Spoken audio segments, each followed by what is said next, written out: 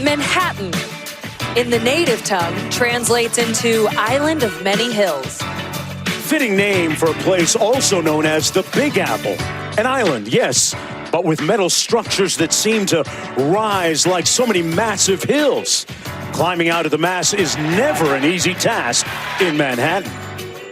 But wait, there is more than the known version. There are 8 other places named Manhattan in the U.S.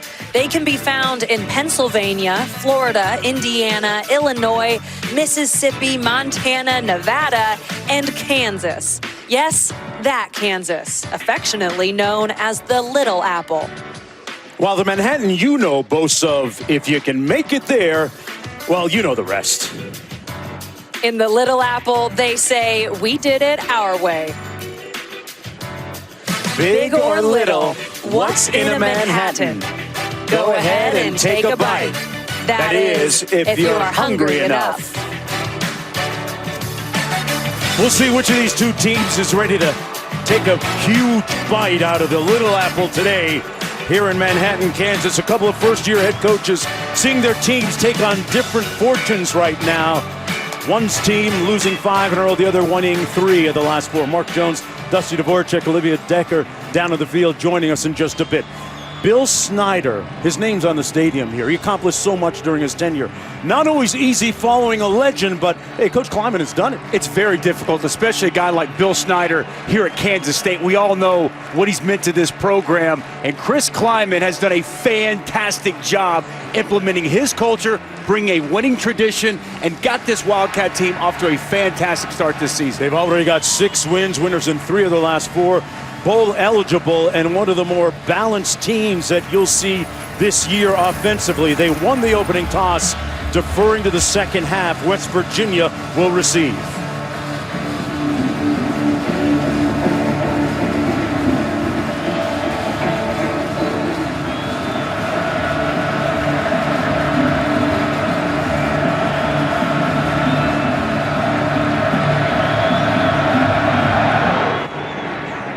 Sink field back deep. It'll be 1st and 10 from the 25 for West Virginia as we go down to Olivia. Mark, for the first time this season, Austin Kendall will not start at quarterback for the Mountaineers. Jarrett Dagey, the Bowling Green transfer, will get his first start of the season. Now, before the game, Coach Neil Brown told me they're just looking for a little bit of a change. They could play both if he struggles. And really, they want to redshirt him so he could finish the season and keep it within that 4-game maximum, guys. Yeah, Olivia, he got some mop-up time in their loss last week against Texas Tech.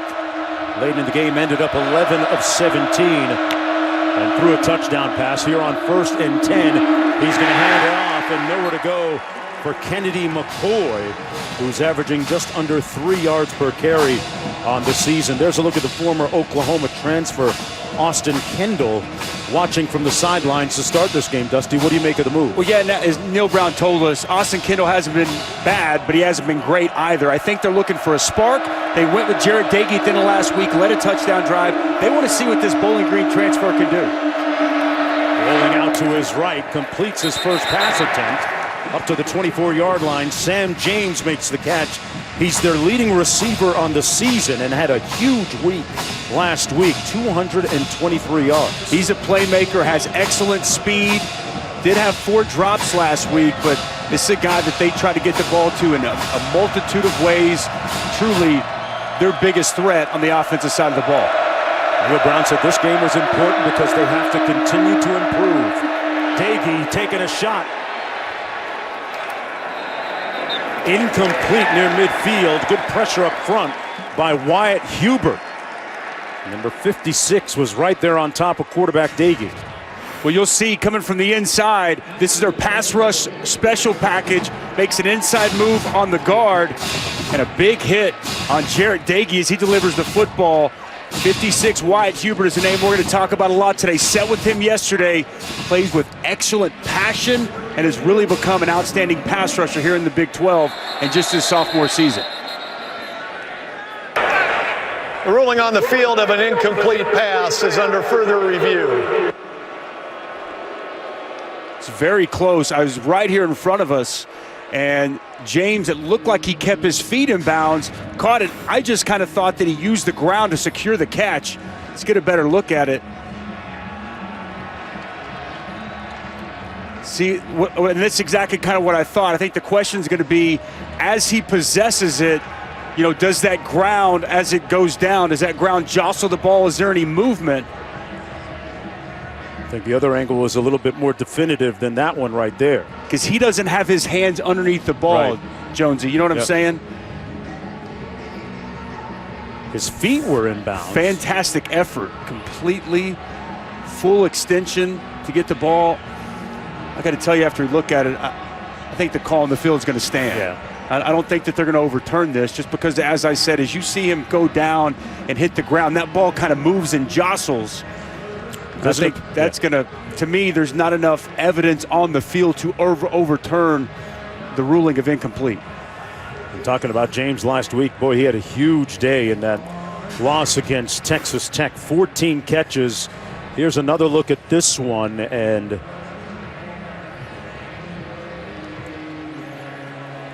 his hands not quite under the ball. After reviewing the play, the ruling on the field stands as called, incomplete pass. Nice effort. Yeah, has to be indisputable video evidence to overturn the call in the field. Josh Graldin coming into punt, the LSU transfer from Sydney, Australia. Standing at his own 10-yard line.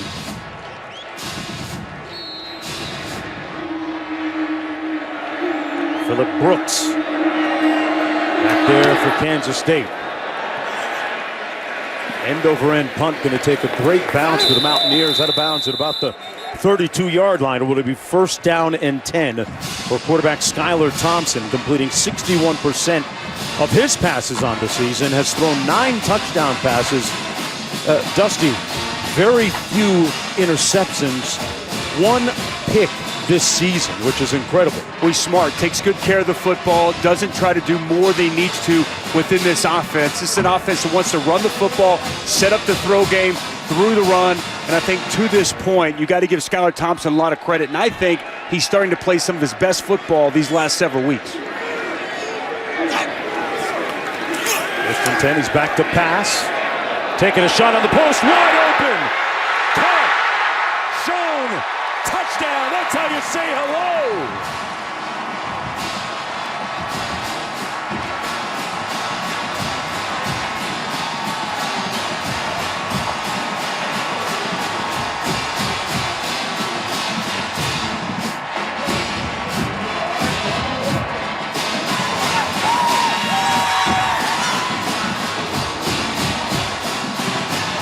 "68 yards for the touchdown."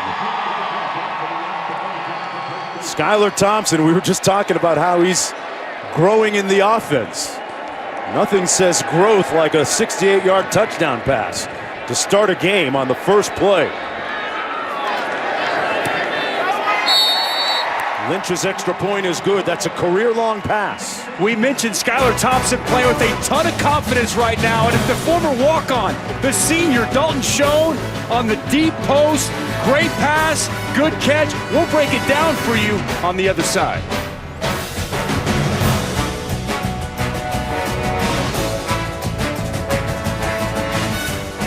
Talked about Kansas State's ability to run the football. West Virginia putting 8 bodies up around the line of scrimmage. It's just one-on-one coverage and no deep safety help on the deep post.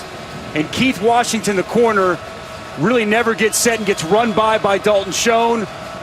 Nice pass delivered over the outstretched arms of Schoen by Skylar Thompson. Easy touchdown. That's Kansas State's ability to run the football, making West Virginia stack the box and not give help over the top for this Kansas State passing game. Well, you know, Schoen was fast on that play, not fast enough in this race against Joshua Youngblood, a freshman on the team, challenged him to a foot race in practice and had enough time to wave goodbye at the end. He even gave it to Dikembe Mutombo, not up in here.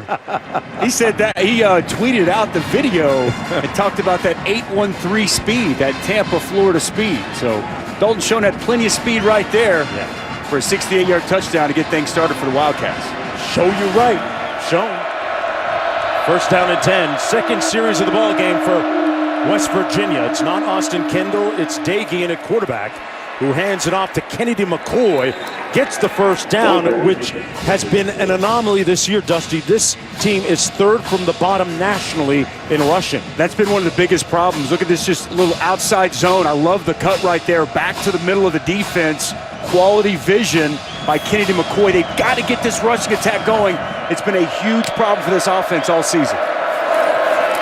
First and 10, it's McCoy again, put his hat down and got a good chunk of almost 9 yards on the play. Mitter leading the way up front. McCoy averaging a little under 3 yards per carry. There's a look at the paltry numbers on the ground this year. Daigie completes it.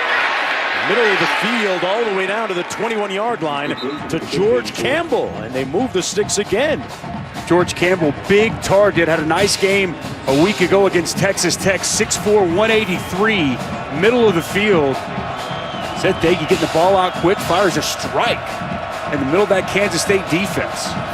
Nice little drive here started by the Mountaineers. Jared Daigie, a Bowling Green transfer. Started all 12 games as a sophomore.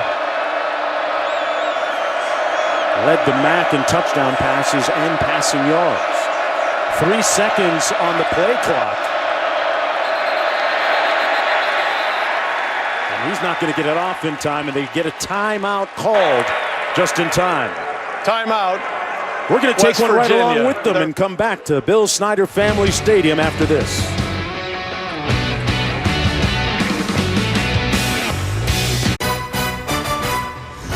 ESPN College Football is presented by PlayStation 4, the best place to play, and in part by Corona Premier. Lower carbs, lower calories, higher expectations. Enjoy the view. With more than 2,000 military-affiliated students enrolled each academic year, K-State is one of the most military-inclusive universities in the U.S. There are several war memorials on campus. Memorial Stadium, Vietnam's Veterans Memorial, World War I Photograph Memorial, World War II Memorial, and a lot more.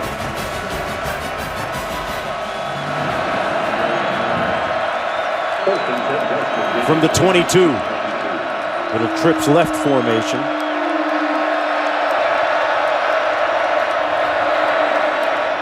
Bubble screen to the wideout, Esdale, and Esdale with a nice gain of about 9 on the play. All right, well, I want to say here, happy birthday to my partner right here, Mr. Mark Jones. Okay, 29 years with ESPN, ABC, in the gym this morning. My man was getting 4 miles in, getting that sweat in.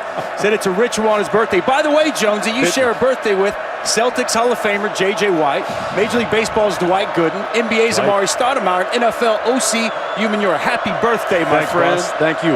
Appreciate that. Even more amazing, 30th birthday and 29 years at ESPN. That's incredible.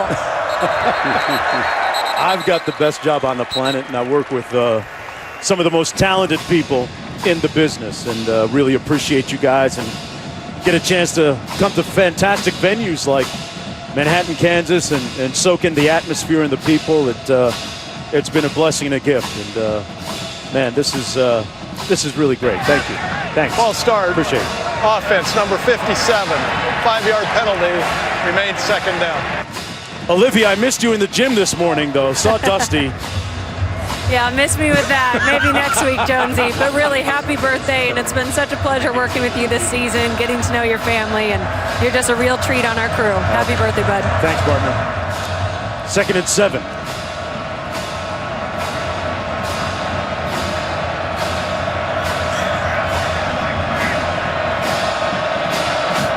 This is where the Wildcats defense has been extremely intransigent this year. Pass over the middle, caught after being juggled down to the 5. Ryan with the catch. And it's 1st and goal. He beat McGee on the play, and now they're saying incomplete. Well, he took a shot on this. They love to dial up pressure. 7, Kevian McGee, the cornerback, comes clean. It's an excellent job at the end of the play by Goolsby. As he gets that right arm in there, knocks the ball loose at the last moment. should have definitely been caught by Sean Ryan, back on the team after he's been nursing an injury for the last several weeks.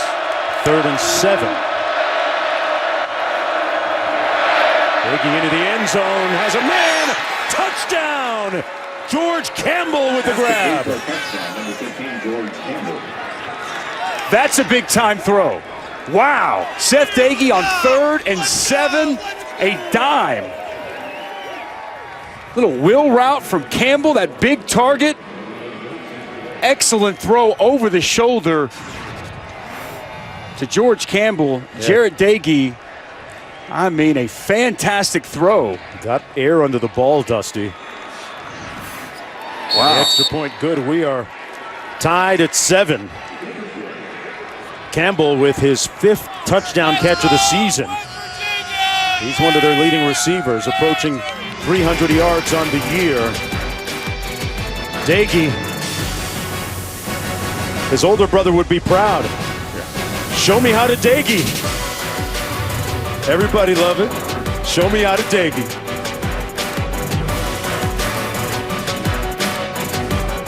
Coverage, good route by George Campbell, working on 31, McPherson. How about the touch on this pass?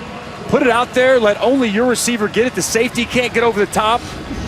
Jarrett Dagey got the confidence. That's the spark that Neil Brown was hoping he would get by making the switch from Austin Kendall. Great start. 6 plays, 75 yards, about 2.5 minutes on the clock. From the 12-yard line.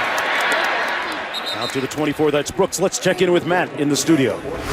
Okay, guys, good afternoon. Our Starbucks studio update takes us to Clemson. Travis Etienne, 51 career touchdowns, 2nd all-time on the ACC list. 14-0 Tigers over on ABC. And it was a 52-point spread, and Ohio State's getting out to work early. Justin Fields and Benjamin Victor. Right now, 14-0 Buckeyes in the first. All right, Matt, back here, James Gilbert in the backfield on 1st down and 10. Brooks in motion. Gilbert between the tackles, a nice gain of about 8. Well, this week's college football playoff rankings brought to you by Chick-fil-A. LSU, Ohio State, Clemson, Georgia, 1, 2, 3, and 4, respectively. What jumps off the page at you there, Dustin? Well, Georgia Auburn later today. Can't wait to see how that unfolds. Wondering about Tua Tagovailoa. Wow. Banged up in that game. Then obviously Oklahoma Baylor tonight on ABC. Huge game in the Big 12 and the college football playoff rankings. We've got our own version of our rankings. Personally, coming up a little bit later, Skylar Thompson keeps it. Josh Norwood makes the tackle on the play. Skylar Thompson, one of the team's leading rushers, by the way, for the Wildcats. Tough, physical, savvy runner. We've seen his abilities throwing the football here early on, but especially in the red zone, loved to utilize the quarterback run game. He was really looking forward to this game, saying that, personally, I'm 0-2 against West Virginia, and we haven't beaten them in the 3 years that I've been here.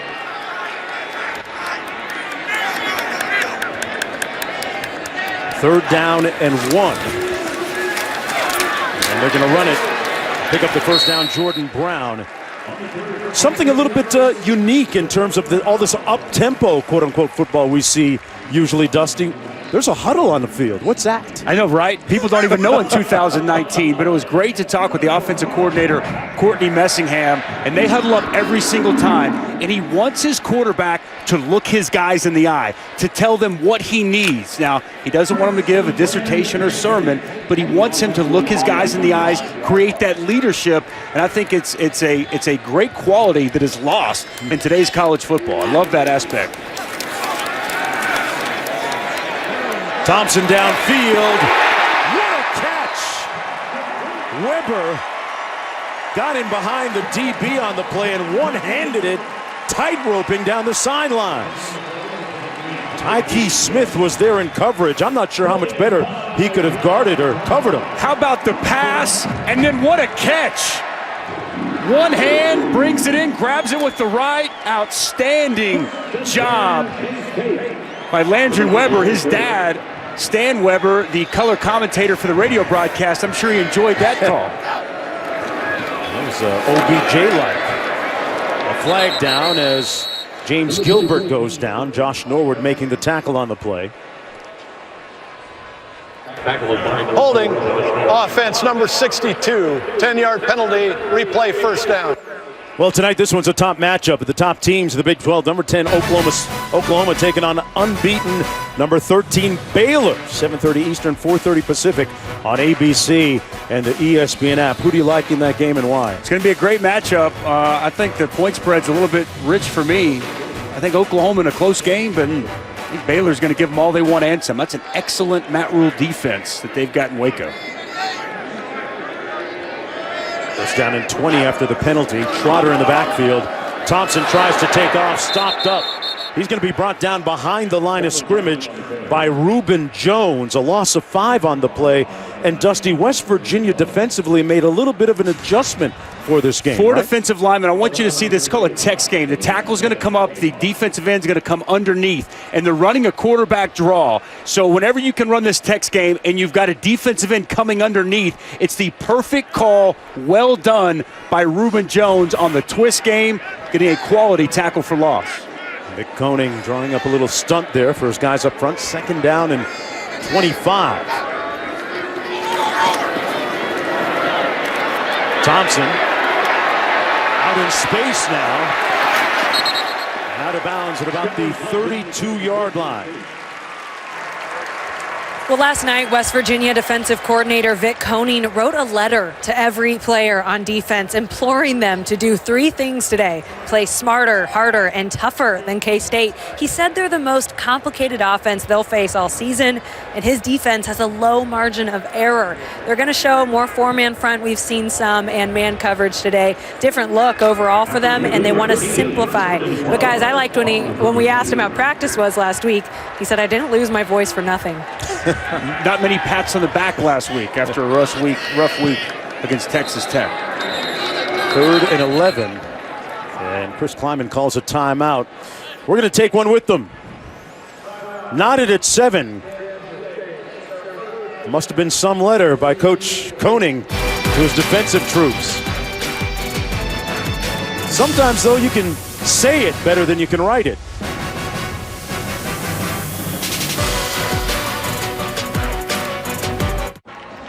The Disney Bundle is now available. You get ESPN Plus with great content like NFL Primetime, UFC, NHL, the 30/30 library. You get Disney Plus and Hulu. It's an amazing package of movies, sports, shows, and a lot more. Go to ESPNplus.com to sign up now. I can watch all my Marvel stuff. You know I have it. I got 3 kids. Nothing better than that. Thompson drops back. Whips it down the sideline, complete to Brooks. Brooks inside the 10. It's going to be 1st and goal. Just an excellent job by Skylar Thompson, buying some time, creating on the move to his right. Beautiful throw to Phillip Brooks as he gets outside the man-to-man coverage. Big time throw and catch on a 3rd and long situation. Picked up 21 on the play, 1st down and goal from just inside the 10.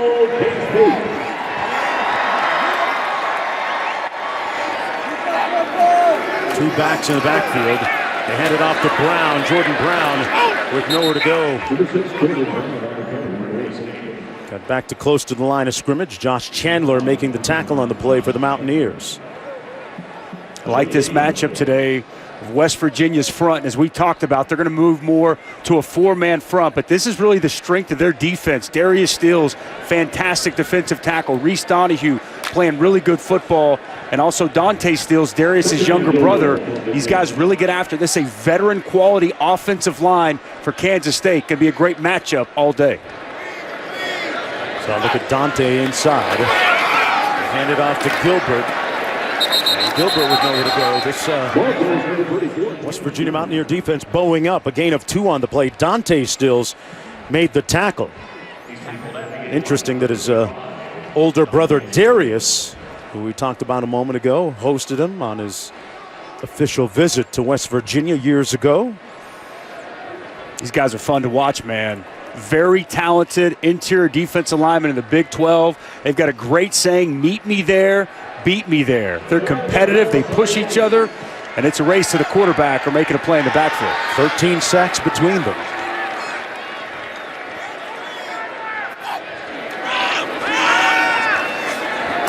Underneath.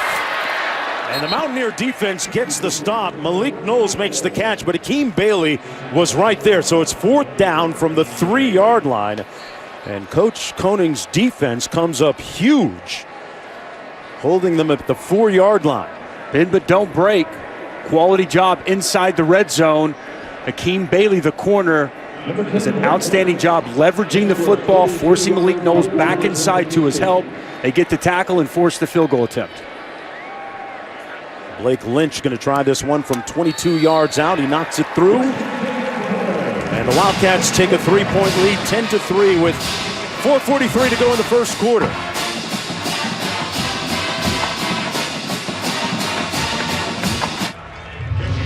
Manhattan, Kansas, the Little Apple. And there have been a few Manhappenings here this year, most notably that monumental win several weeks ago against the Oklahoma Sooners, which really the movement started. The stage was set for that win in the preceding weeks. Boy, Coach Kleiman has done a nice job here in his first season. From the 3, it's Winston Wright Jr.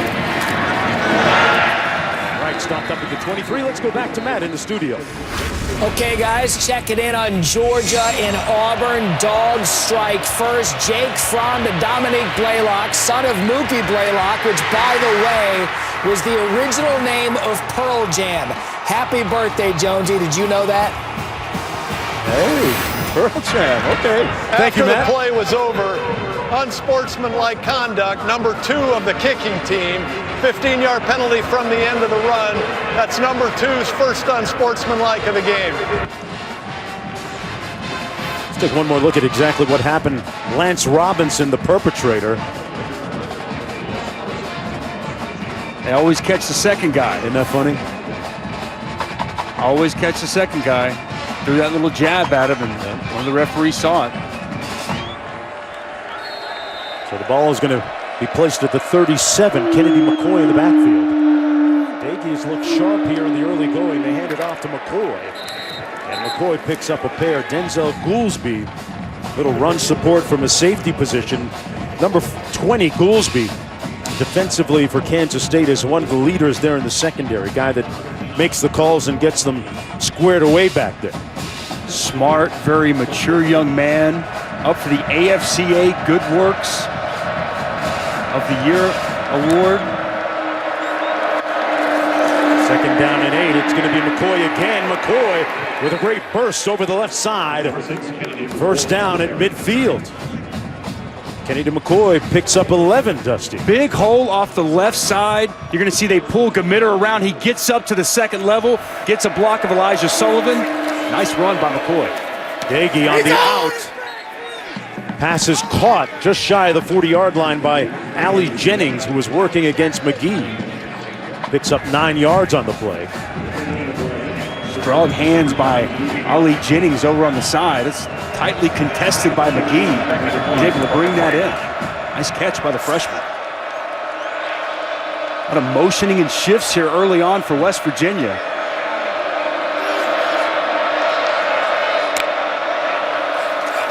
Second down and 1. Boy again. Pushed out of bounds close to the 30-yard line.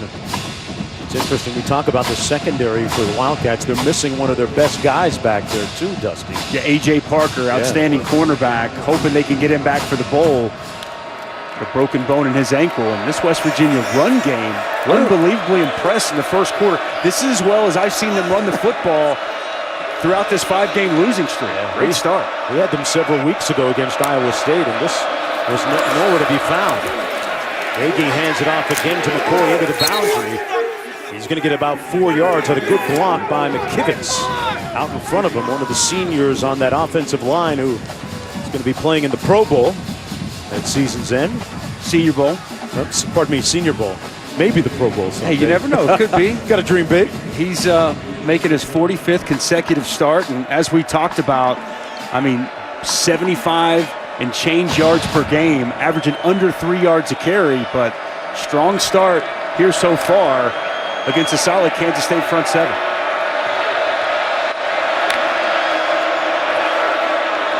Out of the backfield, open to McCoy. He's got some room.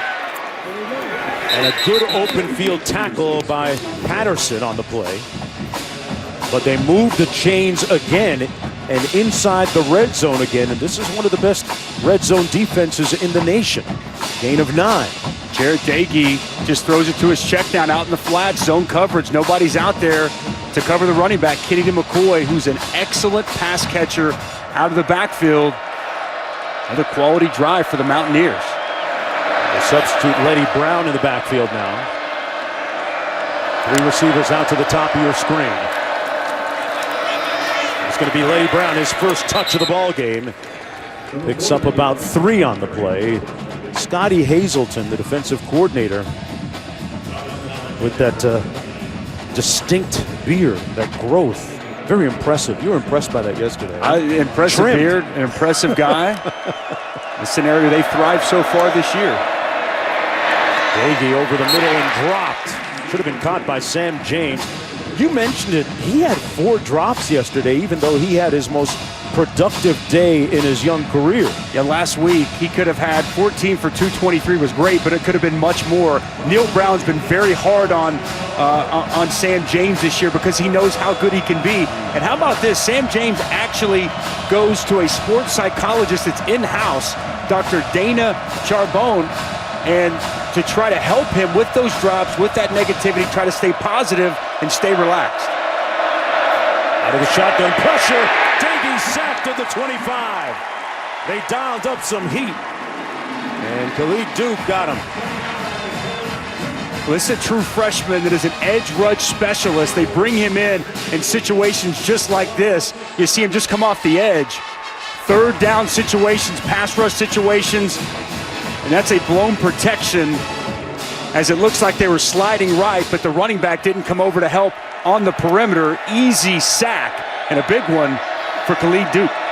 Evan Staley attempting this field goal. Check that, it's a whistle and a flag first. They're going to run it again. It's Casey Legg attempting the field goal.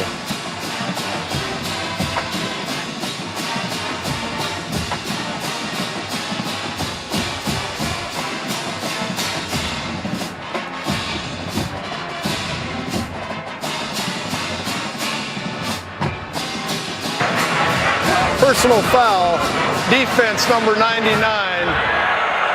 Player attacked the center before he could legally do so. Be half the distance to the goal and an automatic first down. Wow, this is a catastrophic as it relates to the first quarter. I don't mean the entire game, but right in the middle of the field. Oh, 99. Trey Deshawn tries to jump over the deep snapper. That is a no-no. You cannot touch the deep snapper until he's raised his head back up and he can defend himself. Ooh, that's a real mistake. Safety issue, right? It's a real safety issue. It's a bad mistake. That's a missed field goal, and instead, 1st and 10 inside the 15 for West Virginia. Kennedy McCoy back in the backfield. James, the inside receiver to the bottom of your screen. He's the big target. Dagey's going to hand it off to McCoy. McCoy stopped cold at about the 15-yard line by Wyatt Hubert. Hubert with his 2nd tackle today, a loss of 3. I like the way this guy plays. Just sets a good, clean edge. He's playing that outside defensive end, stays home, gets some penetration, and a nice tackle for loss. The sophomore, now that he's fully healthy, really putting together an outstanding 2nd season. From Topeka, Kansas, about 45 minutes from here. Got a bunch of friends and family members here watching today.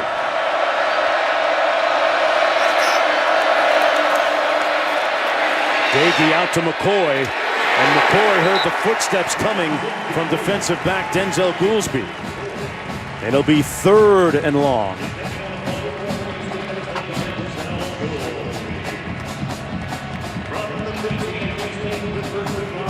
Dagey took a big shot inside from Trey Deshawn. who was called for that penalty on the field goal. And then you referenced it, the big shot by safety Denzel Goolsby. It's Kansas State defense trying to tighten up again. And as you'll see, now it's their pass rush special package. They move Hubert inside. They also move Kyle Ball inside. They bring on Khalid Duke. Doege comes out to his right into the end zone. Caught. Touchdown Mountaineers. Campbell. His second one of the game. And that puts a silencer on the crowd here in Manhattan. What a start for Jarret Doege. I mean, this is a guy who had 17 starts at Bowling Green, led the MAC a season ago with 27 passing touchdowns, didn't even transfer to West Virginia until May, gets put in at the end of the last fourth quarter, making his first start for the Mountaineers. Man, is that a heck of a first quarter for Jarret Doege. You trying to write one of those Disney things for Disney Plus? Huh? Hey, man, whatever I got to do. He's writing it right here. Look at him on the move. Campbell finds a soft spot. Big touchdown here in Manhattan for West Virginia.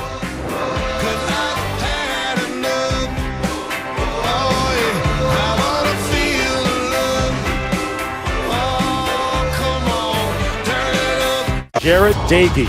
It's pronounced Doege. Remember it. He's got a couple of touchdown passes already. A transfer from here, Bowling Green State University, where he led the MAC in his sophomore year in passing yards and touchdown passes. Decided to leave, and there's a relationship there with his family and head coach Neil Brown of West Virginia, Dustin. Yeah, people here in the Big 12 probably remember the name Doege. It was Seth Doege, his brother, who played for Neil Brown when he was the offensive coordinator at Texas Tech, established a relationship with the family then, and that's what brought Jarret to West Virginia over the summer. Back to our family in the studio, Matt. Hey guys, can Minnesota keep rowing the boat against Iowa? Hawkeyes strike first at home. Nate Stanley to Nico Reganey. Iowa would botch the extra point right now, 6-0 in the first. Minnesota ranked number 8. To some, they have made a meteoric rise. And while to others, they were always ready. Had the talent and the schedule to back it up and the wins to back it up. Jordan Brown in the backfield beside Skylar Thompson. West Virginia with its first lead of the ballgame after that last score.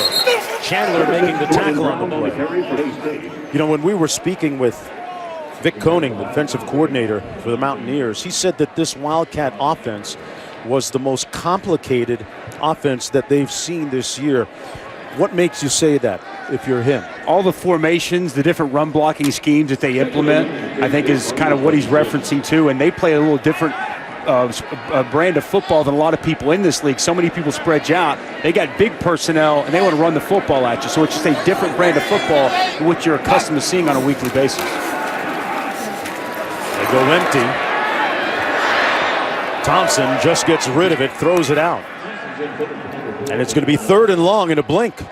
It's good coverage down the field. West Virginia defense starting to settle in a little bit. You know, at times they've played really good football. You go back to the game a couple of weeks ago in Waco, they were outstanding for 4 quarters. They played well enough for them to go in there and pull an upset. Even the Iowa State game that we had, for about 3 quarters, they played well against Texas. Last week, the first half against Texas Tech, they really struggled, probably as poor as they've been all year. And Vic Koenig told us he was highly motivated to correct those things throughout the week of practice. Thompson has a little bit more time, taking a shot. Intercepted! Wow, what a grab by Josh Norwood. Houdini in the house. I hope he's okay. Josh Norwood, he's down on the sidelines, but I'm going to tell you what, he comes out of nowhere. Skylar Thompson never saw him. Talk about making a break on the football. Full extension and an acrobatic, outstanding interception on the sidelines for Josh Norwood.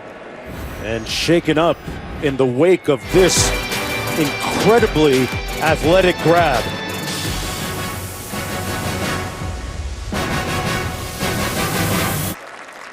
Norwood back on his feet for the Mountaineers, and what an incredible catch he made on this interception. That's just the 2nd pick of the season for Thompson. Josh Norwood, take a look at him right here. Talk about closing ground as a safety. Skylar Thompson thought that he had a wide open target down the field in Landry Weber. And Norwood reads the quarterback's eyes and just makes a fantastic ball hawking play. And a huge takeaway here to start this second quarter. Just the second interception of the season by Skylar Thompson. Again, he doesn't typically put the ball in harm's way. He just never saw the defender. It's an Ed Reed type play. Oh, there you go. Hall of Famer. Man, nice play. Yeah, sometimes the other guy just makes an outstanding play. First down and 10 coming back the other way. Letty Brown in the backfield beside new starting quarterback Jarrett Dagey. And Brown takes the handoff, got about a yard on the play. Fletcher makes the stop. Talked about the fact a moment ago that Dagey's brother Seth played for Coach Brown at Texas Tech back in 2011 and 2012 that season.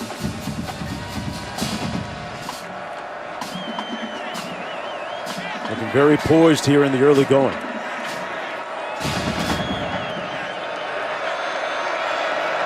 First-year head coach Neil Brown, erstwhile of Troy. Under duress, finds his man Brown out of the backfield and down the sidelines and picks up enough for the first down. You want to see some toughness out of the quarterback, Jarrett Dagey? Look, the whole line cuts across the front, so that means ball needs to come out quick, but the initial read isn't there, so he holds on to it, finds his check down in the flats, takes the big shot from Reggie Walker. Wow, great toughness staying in the pocket, finding an open receiver by Jarrett Dagey. 8 for 12 on the afternoon. Picked up 12 on that play. Looking to set up the screen, they do, but well read. Decoded by Jordan Mitty. Coy brought down immediately. And another flag on the field.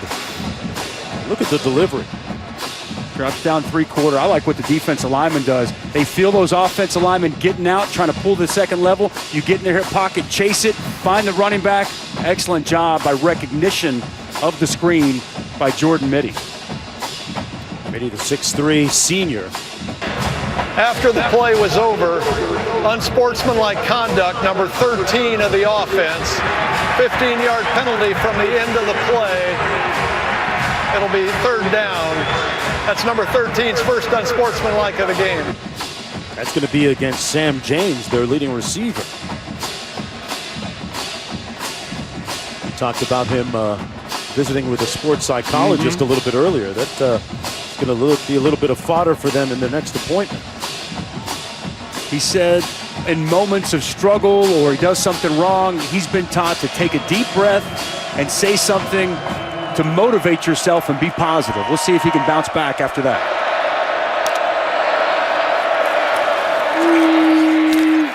Brown up the middle across the 40 to the 41-yard line. Picks up 5 on the play. They've got some young receivers. Yes, they do. That have some talent at West Virginia. And Ryan and Winston Wright. Ali Jennings, we already saw make a catch. Bryce Wheaton. Several freshmen, true freshmen. Sophomore Sean Ryan that you mentioned. They're young but very talented. Seem to be getting better and better as we see this pass rush package come in. All defensive ends and pass rush specialists up front for Kansas State. Can they give Dagey time to deliver the football?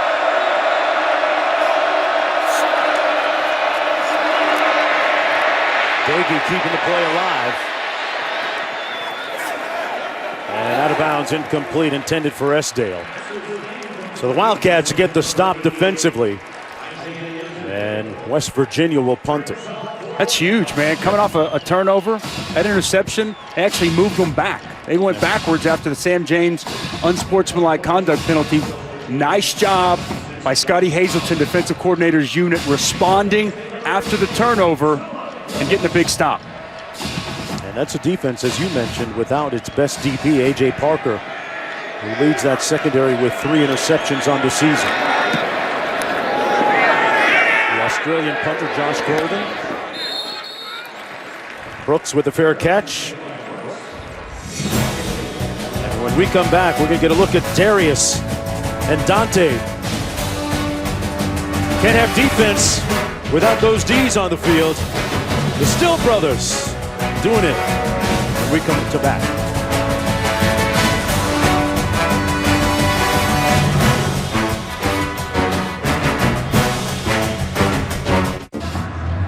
When Sam James, the redshirt freshman wide receiver, got back to the bench after causing an unsportsmanlike penalty that stalled the drive and caused them to punt, coaches and teammates were getting into him pretty good here on the bench, except one. The quarterback, Austin Kendall, who started every game but today, had his arm around him, told him it was okay, heads up. Sometimes your own teammates can be your leader like that, guys. Yeah, great point, Olivia. Sometimes got to be loved on a little bit to bring somebody back. Gilbert on the run. They're going to need Sam James. Going to have to shake that off and get back out there and make plays for this offense. So far, this Kansas State rushing attack cannot get going. They want to run the football. We heard Vic Koenig tell us they're going to load up. They're going to go man coverage outside, and they're going to try to take away the run game. So far, so good in that department. Wildcats have only run for 20 yards so far. They get a lot of it back here. Gilbert in open space all the way out to midfield and tackled by Kerry Martin Jr. They found a crease over the right side there to pick up 32. Big hole over the right side. Right guard Tyler Mitchell solidifies. He had good push here. Big hole right there for James Gilbert to explode through. Biggest run of the day so far for Kansas State. That's their bread and butter. Nice job blocking up front and a quality run. Got the Stills brothers on the field right now in the middle. Wildcats throw it out to the edge. James Gilbert making the catch and picked up about 5 on the play. Coming tomorrow on a Sunday NFL Countdown, Randy Moss ranks the best catches from college football action today. Plus a look at Heisman Trophy winner turned MVP candidate Lamar Jackson from the guys inside the huddle. Brady, Breeze, Wilson breaking down the quarterback grip. Kickoff week 11 tomorrow morning at 10 a.m. Eastern time on ESPN. Russell Wilson, I think he's the MVP so far. Wilson? I'm going to go with Lamar Jackson. And there's one half of the brothers combination. That was Dante Stills making the hit on Harry Trotter. That's going to be a loss of 4 on the play. Big time play right on the inside here. Watch him just get up the field, create some penetration. Sorry, as the other Stills, I get confused sometimes. He made an inside slant, took a left-footed step up the field, unable to account for him. Big time stop for Dante Stills. Really having an excellent sophomore season. Not unusual for mom to be in the stands imploring her 2 sons. And if they get gashed on defense, it's not unusual for False start, offense number 13. 5-yard penalty, 3rd down. It's not unusual for mom to come down in the first couple of rows and let Darius and Dante hear it. You know Dad too, right? I do know Dad. Yeah, Mom, very passionate fan, and will let them know when they're doing well. But their father, Gary Stills, a fantastic player for West Virginia, 9-year NFL vet, and is my teammate for a little bit, and I played in the UFL for Omaha. Gary's a quality guy and a really good pass rusher. I see where his sons get it from.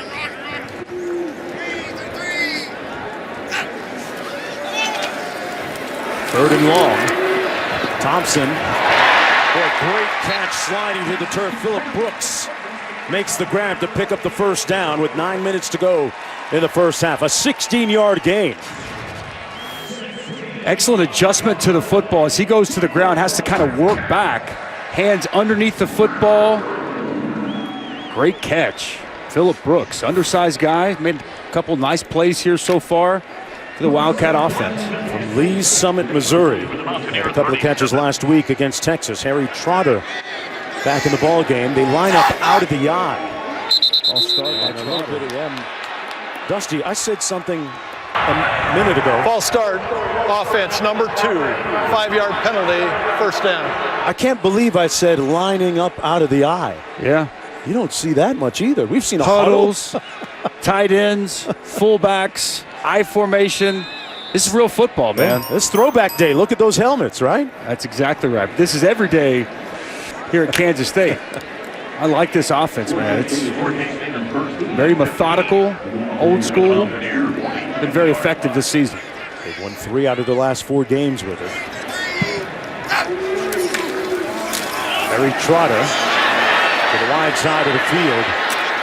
And Trotter tackled at about the 36-yard line by Martin Jr. Well, third Saturday in November. Here's a look at the standings in the Big 12 Conference. Dusty, your thoughts on what's transpired up to this point and where it's headed? Huge game, obviously, Baylor, Oklahoma tonight. I think the biggest win so far of the year, Kansas State on this field against Oklahoma. Texas, Iowa State's an interesting game today. Texas not out of it for a Big 12 championship possibility as they have to play Baylor next week in Waco. So probably going to come down to Baylor, Oklahoma, Texas to be competing for those spots in Dallas for a Big 12 championship game. On 2nd and 9, underneath the coverage to the tight end. Pass complete.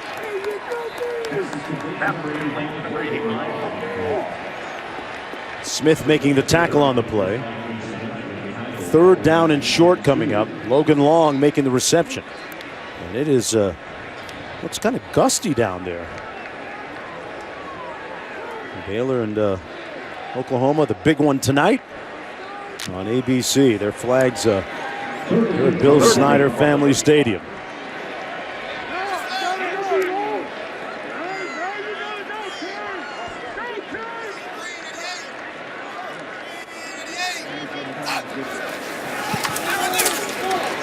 Thompson one-on-one coverage, incomplete. No flag on the play. Good coverage by Hakeem Bailey against Schoen. Schoen victimized that secondary on the first play of the ball game for 65 yards. That time, though, good coverage. Watch Jeffrey Pooler come inside. Excellent inside move. Gets pressure on the quarterback. And I think it's good coverage down the field by Hakeem Bailey. Devin Ankle going to punt here from his own, well, right around midfield at the 49. Alex Sinkfield is back deep. Goes for the coffin corner. What a play. That looks like it's good. Did not carry into the end zone, or did it?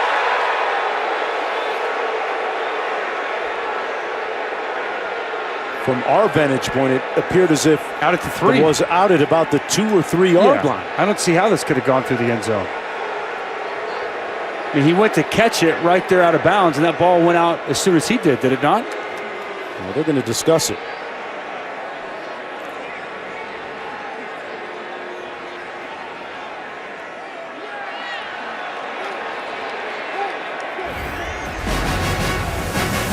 Folks, you make the call. Oh, he lost the ball and it went into the end zone. We'll get the verdict after this.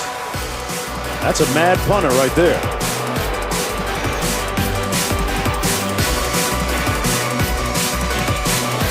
The end zone, it's coming out 1st and 10 for the Mountaineers from their own 20-yard line.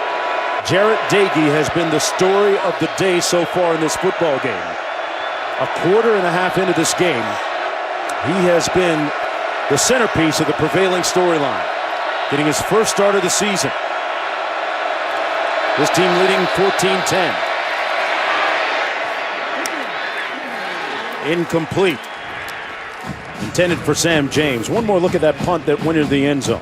And they got this right. From where we're sitting, it looked like it went out of bounds, but as you can see, ball gets knocked through the end zone. I know that the Kansas State fans here in house did not like it. Chris Kleiman did not like it, but I got to say, well done by the officials. They got it right. That punter did not like it either. He gave a perfect kick inside the 5, and unfortunate bounce for Kansas State. Doege 9 of 15, hands it off this time to Kennedy McCoy. Puts his hat down and sets up about a 3rd down and 4. Wayne Jones making the tackle on the play. That's been the other surprising story so far, has it been the running game of West Virginia. Injury timeout.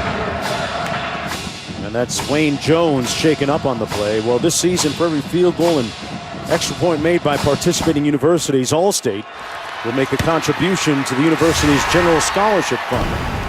Thank you, Allstate. Nose of the ball resting just across the 25-yard line. Jonathan Alexander is the backup safety.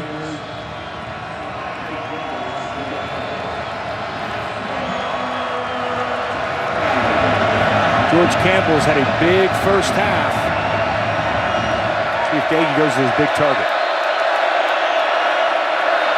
They're going to run it instead to McCoy, and McCoy going to be tripped up far short of the first down. Daquan Patton knifing in there to set up a 4th down and long, and Josh Graldin will come into punt after the loss of 3. A little surprised by the play call. I thought they would have put the ball in Daggy's hands, but an excellent job by Daquan Patton. Downhill, aggressive, and making a play on the other side of the line of scrimmage. Nice stop by Kansas State. Phillip Brooks back at his own 28-yard line for the punt. An end-over-end punt. He'll have a chance to return this at the 32. But great coverage downfield by George Campbell. 2 touchdown catches and a tackle on special teams. 45 yards on the punt. And in time for today's Aflac trivia question. We'll come back and give it to you right after this. As promised, for today's Aflac trivia question, prior to being hired to Kansas State this season, when and what was Chris Kleiman's last FBS coaching position? I can tell you his last job. Man won 4 national championships at North Dakota State. I guess that's not the FBS, though. Stacking up those rings. First down, James Gilbert over the left side of the offensive line. Darius Stills making the tackle on the play. You almost gave it the answer, Dusty, so we'll come right back with the real answer. When? Kansas. Grad assistant. How about that? Oh, GA, huh? Chris Kleiman told us yesterday football is football, and he believes if you instill a culture, goals, and a vision that the players buy into, doesn't matter what level, it's bearing out that way so far here in his first season at Kansas State. He really bounced back after those 2 losses to Baylor and Oklahoma State. Joshua Youngblood with a nice run and a first down as we go back to the studio. All right, guys, that boat can be taking on a little bit of water early on in the first half against Iowa. Tyler Goodson, 10-yard touchdown run for the Hawkeyes. And right now, Iowa up on Minnesota, 13-0, start of the second quarter. Minnesota undefeated, 9-0. That was Youngblood on that last play, 12 yards, one of the fastest players on that Wildcat offense. Showed that foot race earlier between him and Schoen. Backs lining up out of the eye. Little old school football and a gain of 2 on the play by Jordan Brown. Some banging going on down there, Jonesy. As I mentioned, Gilbert. Physical Kansas State offensive line. A lot of starts. Scott France in his 48th career start today. Your center, Adam Holtorf, his 31st start. Tyler Mitchell's making his 40th start. And this entire offensive line has played every game together. The continuity is excellent. We've talked about West Virginia up front. It's good on good in the trenches today. West Virginia defense has had a good afternoon so far. That pass close to the sideline, complete. Olivia, but they're going to be missing a key part of the defense, huh? Yeah, key player in the secondary. The redshirt senior Josh Norwood is out for the rest of the game. I'm told they put him in a sling. He's still in the locker room. He started every game this season at free safety, and of course had one of the biggest plays of the day, that interception. Just the second player to pick off Skylar Thompson all season. That was maybe the most acrobatic play of the day so far. And it's a true freshman, Kerry Martin, who comes in for him. So you've now got 2 true freshmen in that secondary for West Virginia. 3rd and 3 for Thompson. Almost sacked, but got away. Enough to make the play in the first down. Weber with the catch and the run. There was good pressure from Pooler, but he missed the tackle. He couldn't close the deal on Thompson, and they end up getting 15. Well, this is good strength from Skylar Thompson. Pooler comes clean off the edge, stays strong, and then he locates an outlet on the sidelines. And Weber, excellent play by Skylar Thompson, not panicking, fighting through the pressure, and finding an open man for a first down. First and 10, 2:33 to go in the first half. Backs lining up out of the offset eye. Now they shift. Hand it off to Gilbert and nowhere to go up the middle. Reuben Jones making the tackle on the play. Let's go back to the studio. All right, guys, coming up the Lexus halftime report, a scary injury to Alabama quarterback Tua Tagovailoa. We'll hear from Nick Saban, plus Auburn and Georgia renew their rivalry. And I said it a second ago, there could be some water on that boat for Minnesota taking on Iowa. Jesse Palmer, Joey Galloway join me coming up at the half.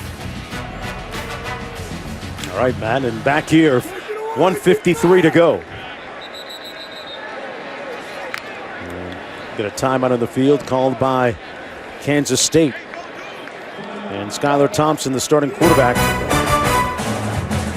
looking at a 2nd and 10 when we come back.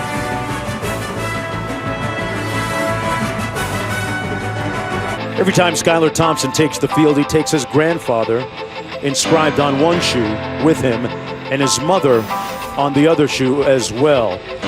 Thompson lost both of those dear people in his life within months of each other when he was 6 years old. And he pays tribute to them each time he takes the football field. Has them in his thoughts and in his heart.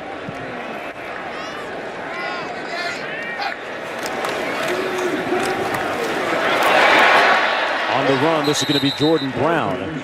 Brown tackled by Darius Stills. You know, I was reading a piece that he put out back in May around Mother's Day, and he talks about how Mother's Day is his rock bottom. And he said that all this has taught him to truly fight for himself and for the people that he truly loves. Wears a necklace with his mother's wedding ring around his neck each and every day and points to the sky after touchdowns in response to her. That's his motivation each and every day. Escaping pressure here, running out of bounds, close to the first down. And depending on the spot, it looks like they spot hit right at the first down marker. They're going to give him a first down. Thompson losing his mother to a long and painful, arduous battle with cancer when he was 6 years old, and then several months later his grandfather passing away. Guys, he also said his mom's favorite color was purple, and that meant something as he was trying to pick a school. It was on his 18th birthday before he got here when his dad gave him that wedding ring as a gift. And he just says, loss can add to your life. How impressive. He's been highly motivated for so many different reasons this year. That catch and run by Jordan Brown, brought down at about the 20-yard line by Tyke Smith. I really think the fact that they've given him the keys to this offense, right? Last year's back and forth, him, Alex Delton, him. I don't think he ever had true ownership of this offense, but from day one for Chris Kleiman, Skylar Thompson has been his guy, and I just think that's allowed him to take ownership of this team and play at a much higher level. 2nd and 6 when we come back to Manhattan, Kansas.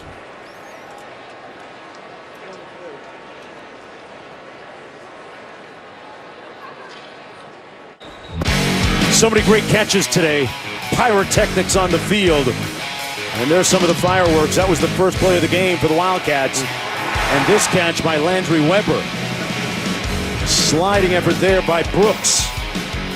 That brings us to now 2nd down from just outside the 20-yard line for Skylar Thompson. James Gilbert in the backfield.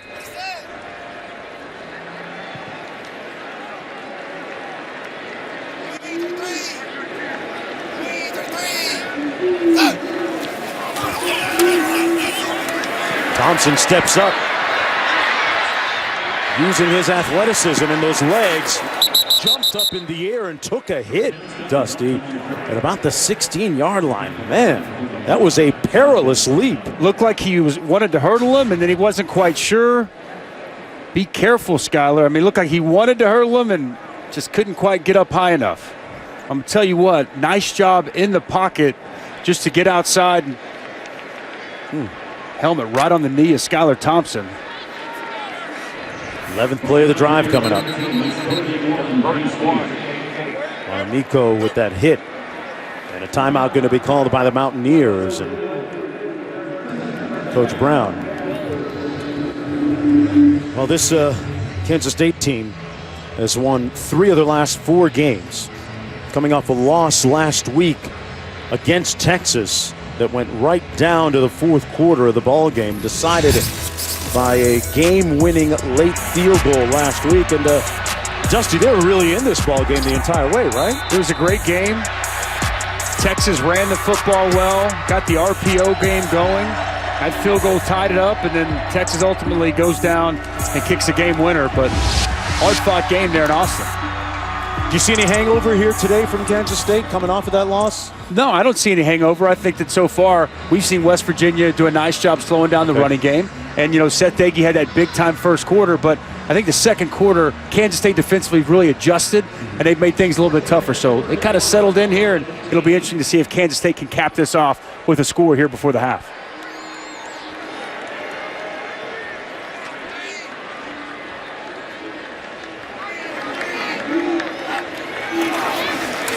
Little play action. Thompson buying a little time and wisely throws it out of bounds. Looks like he took a hit. No flag thrown. The Wildcats are looking for a call as players gather on that Wildcat sideline. Reese Donahue made the hit on quarterback Thompson. Josh Chandler was also there. And 4th down coming up. Boy, this Mountaineer defense playing well. Stepping up when they need to. You see Reese Donahue come in. I've seen far less than that flag this year for roughing the passer. I'll tell you that. Yes, sir. Definitely seemed like Reese Donahue could have held up. Very fortunate he didn't get a roughing the passer call. But that's excellent defense.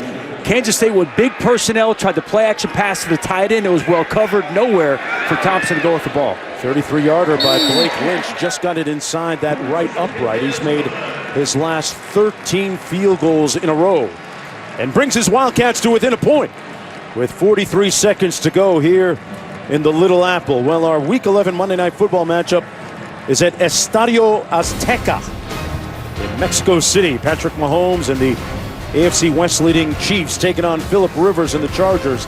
8 Eastern, 5 Pacific on ESPN, Deportes, and the ESPN app. Our coverage begins with Monday Night Countdown at 6. I'm going to come back at you a little bit. Come on, what you got? I know Russell Wilson is having a great year. I just love the sizzle of Lamar Jackson right now. I like the sizzle. Yeah. I like the sizzle too. He's my MVP. Okay. Hey, he'd be number 2 in my book. I just think Russell Wilson, what he's been able to do is just, man, second to none in my book. Yeah. But I'm with you. Lamar Jackson, a little spin move Lamar had last week. Wow. Not bad, huh? He had defenders bumping into each other and hitting each other to the turf. 43 seconds to go here in the first half. In a much closer game, Dusty, than many of us expected here this afternoon for a West Virginia Mountaineer team, with my man on the sideline there having lost 5 consecutive games coming in. Certainly haven't been disheartened so far. Full catch fumbled at the 28-yard line, and it'll be 1st and 10 from there, Dusty. In honor of Veterans Day, which just passed, we note the fact that Lieutenant Colonel Earl Woods went to Kansas State and played baseball. That was, as you well know, Mark Jones, before he was known as Tiger's dad.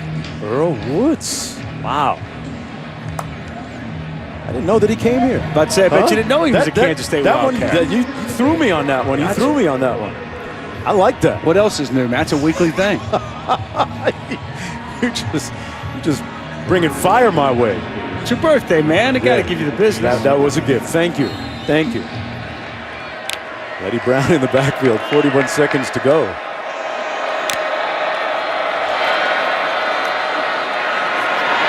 Brown with a nice gain. 1st down. Still on his feet.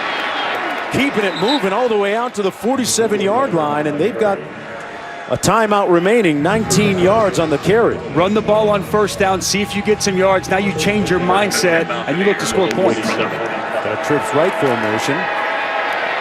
Doege complete to the sideline, and near the 1st down, Esdale making the catch. They spot it a yard shy of the 1st down. 23 seconds to go. 1 second and 1. 1 timeout on the clock for West Virginia. See what kind of field goal range Casey Legg has. This is going to be Letty Brown again. Still on his feet. A first down and then some inside the 30 and inside field goal range for Casey Legg. Two big inside zones successful for Letty Brown. Got 15. Dagey open at the 25. Another catch and run by Eshdale. They are getting huge chunks of real estate at a time. That time they got 9. And 4 seconds to go, and they use a timeout. Timeout, West Virginia. It's pretty basic in what they did. 2 inside handoffs, both highly successful for Letty Brown. And then it's Eshdale on the outside perimeter to one side, and then coming back to this side, Kansas State playing very soft coverage, just keeping everything in front of them. Easy pitch and catch for Dagey to Eshdale, and wow, that did not take long. 4 plays and in prime position, try to cap off the half with a field goal. Casey Legg going to try and attempt the field goal. They spotted at the 20, so a 37-yarder, and this is almost like found money for the Mountaineers on this drive. I mean, they started with 40-some seconds. And it was a low-risk play calling, too. And that's right? what it is. Look, if they would have made a stop on that first handoff, West Virginia probably just opts to take it into the half. But they get successful positive yardage on first down, and then all of a sudden they go into aggressive mode and attack. Can they cap it off with a field goal from Casey Legg? And Timeout, Kansas State. Chris Kleiman going to try and put that leg on ice right now. 2nd and down and 1, field goal unit in. Tell you what, I don't think that Coach Neil Brown could have scripted this first half much better, especially the production that he's gotten out of Jarrett Dagey at quarterback. Going to be interesting to hear his comments. And Bill Snyder going to be honored at halftime. Celebrating 150 years of college football, as we all are this season, and going to show some great respect and appreciation for Bill Snyder, the legend that took Kansas State football to new heights. Back again with Casey Legg from 37. The season long is only 30. Snap is good, and he shanks it to the left. And sometimes you got to finish your breakfast. They moved it all the way down to the field and come up empty. With the legend watching on, his team trailing by a point. But Coach Brown with a good first half for the Mountaineers. Studio coming up next. College football. And a moment ago, they celebrated the head coach. He'll always be the head coach here. The avuncular Bill Snyder at midfield. This is college football on ESPN, presented by PlayStation. On the plains of Kansas, you're watching the Big 12 Conference on ESPN. And a surprising score at halftime as they spelled out Coach Snyder on the field, the band doing the honor. But it's the visitors leading 14-13, and the big story has been the Mountaineers starting quarterback Jarrett Dagey. Taking bites out of the Kansas State defense. A couple of touchdown tosses to George Campbell. They've been bringing pressure. He's been standing tough and delivering in that first half. His first start of the season for West Virginia. And a great job to start things off. Hey, not only has Dagey taken a bite out of the little apple here, Dusty, he's about to make, you get the feel, apple cobbler out of that defense a little bit.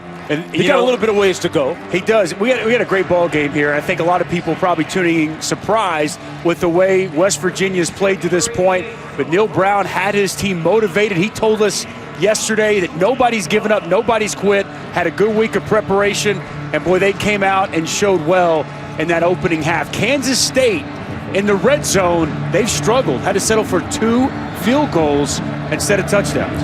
Let's take a look at our first half stats brought to you by T. Rowe Price right there. as the third quarter underway at the 35-yard line.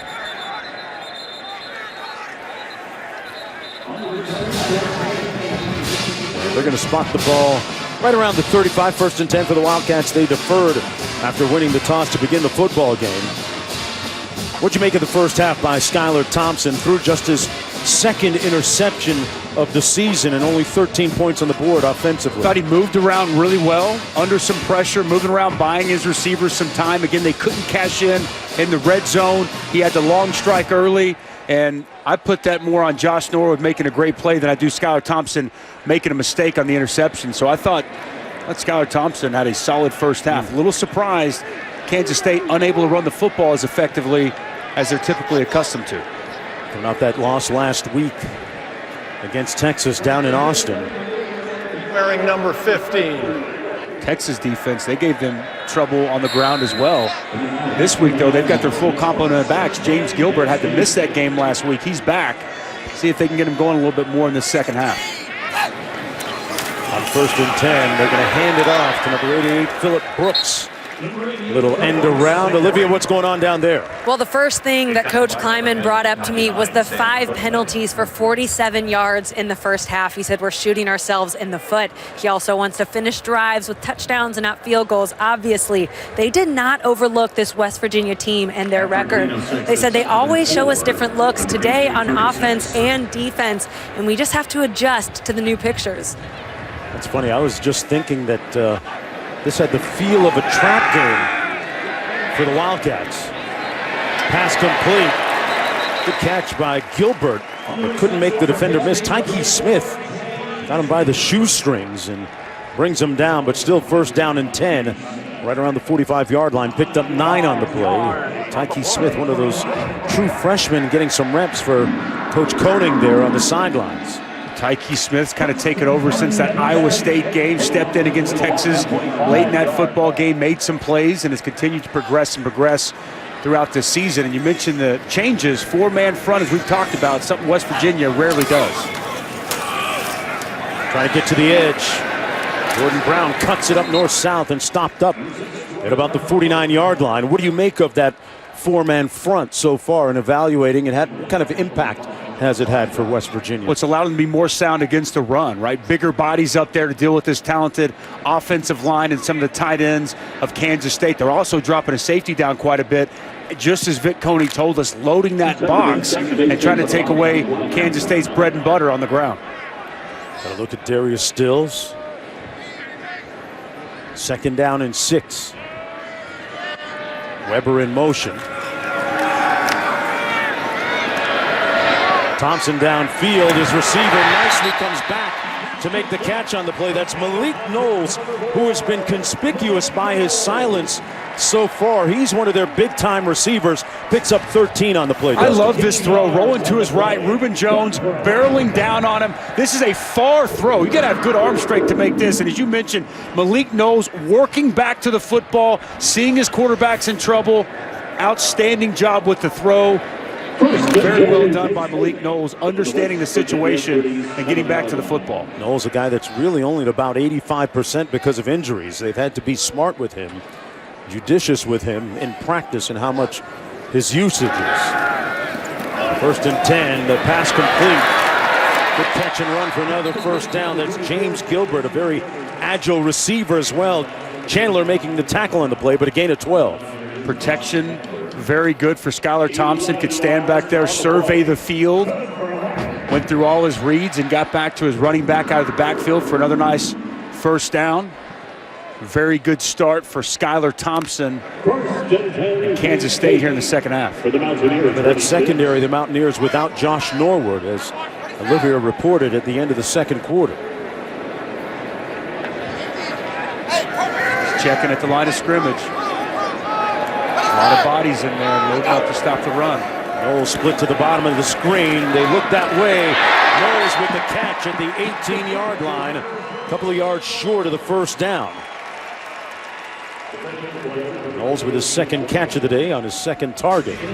And this is the progression of Skylar Thompson, identifying the defense, making the check at the line of scrimmage, Excellent concentration by Malik Knowles on the slant. Identified a loaded box, playing against the run, man-to-man outside, and they hit the quick slant. Picked up 7. Good to see Knowles playing without that brace.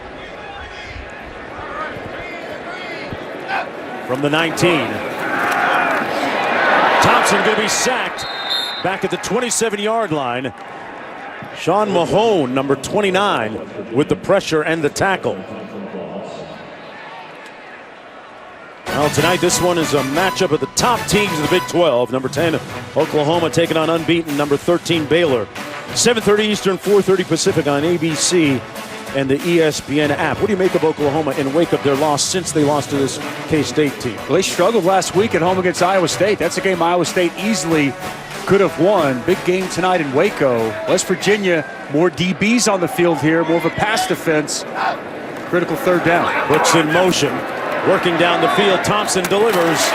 Pass complete right at the first down marker to Youngblood, and appropriately named, the freshman comes up with a big catch. They spot it just enough for the first down at the 16. Skylar Thompson showing some arm strength once again, all the way on the other side of the field. Youngblood understanding where he has to get to, stretching just across the first down. That's well done by the true freshman out of Tampa. Nice route, understanding of where he had to get to extend the drive. A guy that Chris Kleiman had recruited when he was still at North Dakota State. Thompson keeps it himself, and nothing doing. Josh Chandler pushed him out of bounds. They're going to lose about 4 yards on the play. Nice little sleight of hand by Skylar Thompson, but didn't fool the defense. Second and about 16-17 to go. Significant loss there, loss of 7. Well done by Josh Chandler. That's one that, as you can see on Chris Kleiman's face, not very happy with the execution and the big loss. Stills brothers in the game. They set up the screen, and a good open field tackle on the play by Tyke Smith. Boy, we've said his name, Dusty, quite a bit here. The true freshman has been kind of impressive, right? Well, he's a talented player. Look, he's still learning. He still makes mistakes, but athleticism, speed, quality open field tackle there. He's got a bright future here for this West Virginia defense. Philadelphia, PA. Highly recruited young man. Third down, just outside the 20. Thompson gets rid of it quickly, complete. Caught and inside the 5-yard line, shown with a clutch catch for 17 yards. First and goal, Kansas State. Well, this is no surprise. This is Dalton Schoen just understanding the zone coverage, understands exactly where he's got to be, sets it down. Skylar Thompson and him on the same page. And that's just a savvy veteran senior understanding where he's out on the field, where he's got to get to. Big time third down conversion again to start this drive for Kansas State. 12th play of the drive coming up. First and goal. Thompson going to take off. The tackle, the ball came loose out of bounds. That hurdle was successful, but I'm not sure if you want to define successful as just getting over the defender, because he got stuck, I think, on the landing, Dusty. Chris Kleiman's got to be saying, be careful, Skylar. He gets over the defender this time, but then as you can see, the effort to the football by Darius Steele makes the quarterback pay down inside the 5-yard line. Good liftoff initially. Yeah, you got about 300 pounds waiting for you on landing. You're leaving a lot exposed there when you go and hurdle like that. You got to. I love the effort to the football by Darius Steele, making sure the quarterback doesn't get into the end zone. Second and goal. Little option. Thompson on the pitch to Gilbert. He walks in for the touchdown.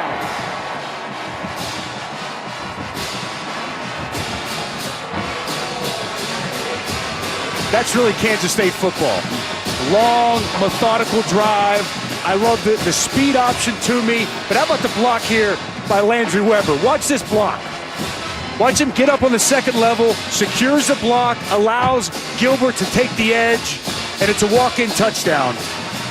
That's an entire team working together. Skylar Thompson with the proper read, the pitch, and on the outside, the receivers doing their job, securing blocks. 13 plays, 70 yards, 7:04 on the clock, and Kansas State leads 20-14 with just under 8 minutes to go in the third quarter. Some outstanding acrobatic catches today. Schoen, Weber, and a lot more. I gotta go out and get it. A lot more football to play too. Back after this.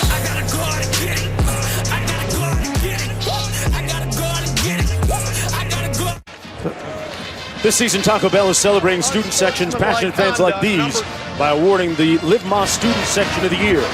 The Kansas State Wildcat Student Section already on the national watch list. Go to ESPN.com/Taco Bell to see how your school can compete. Or get the committee's attention by using hashtag Liv Moss Student Section Contest. Touchback called, under 8 minutes to go in the third quarter. Kansas State with a 6-point lead. Big news, headline news of the day. Tua injured in that game, and Alabama's victory, and your thoughts on where they go from here. We're told that he is out for the rest of the season with a hip injury. Devastating news for Alabama, obviously, and really for all of college football. That's the last thing you want to see, some of the great players get hurt like that. And I guess they're saying it's a hip injury and it could be extremely serious. He was care flighted all the way to Birmingham Hospital to undergo further evaluation, but obviously a huge hit to the Alabama Crimson Tide. Certainly can impact their college football playoff chances. And Dusty, how do you think it'll impact your personal picks for the college football playoff? Well, I'd take them out right now if I could. That far, huh? Yeah, I mean, honestly, I would. I don't think they're quite the same football team, especially as you look at, the teams that they've beaten. Part of why I have Alabama up there is because of what their ceiling is with Tua healthy, and clearly that's not going to be the case the rest of the season. I've got Minnesota up there too, but they're taking a beating right now against Iowa. Kennedy McCoy on the reception. Picks up a couple of yards on the play. This Kansas State defense looking ferocious here to start this second half. Watch Hubert coming off the edge. Excellent hands working over there on McKivitz. Quality matchup today with West Virginia, probably their best player, definitely best offensive lineman. McKivitz making his 45th consecutive start, and Wyatt Hubert, the outstanding sophomore defensive end for Kansas State. They've been battling all day. You mentioned we've had a great meeting with him yesterday. Wyatt Hubert right there from Topeka, Kansas, as we look at today's PlayStation player impact rating. Leads the team with 5 sacks, 8.5 tackles for loss. Very studious, meticulous in his preparation. That's why he's a star on the field.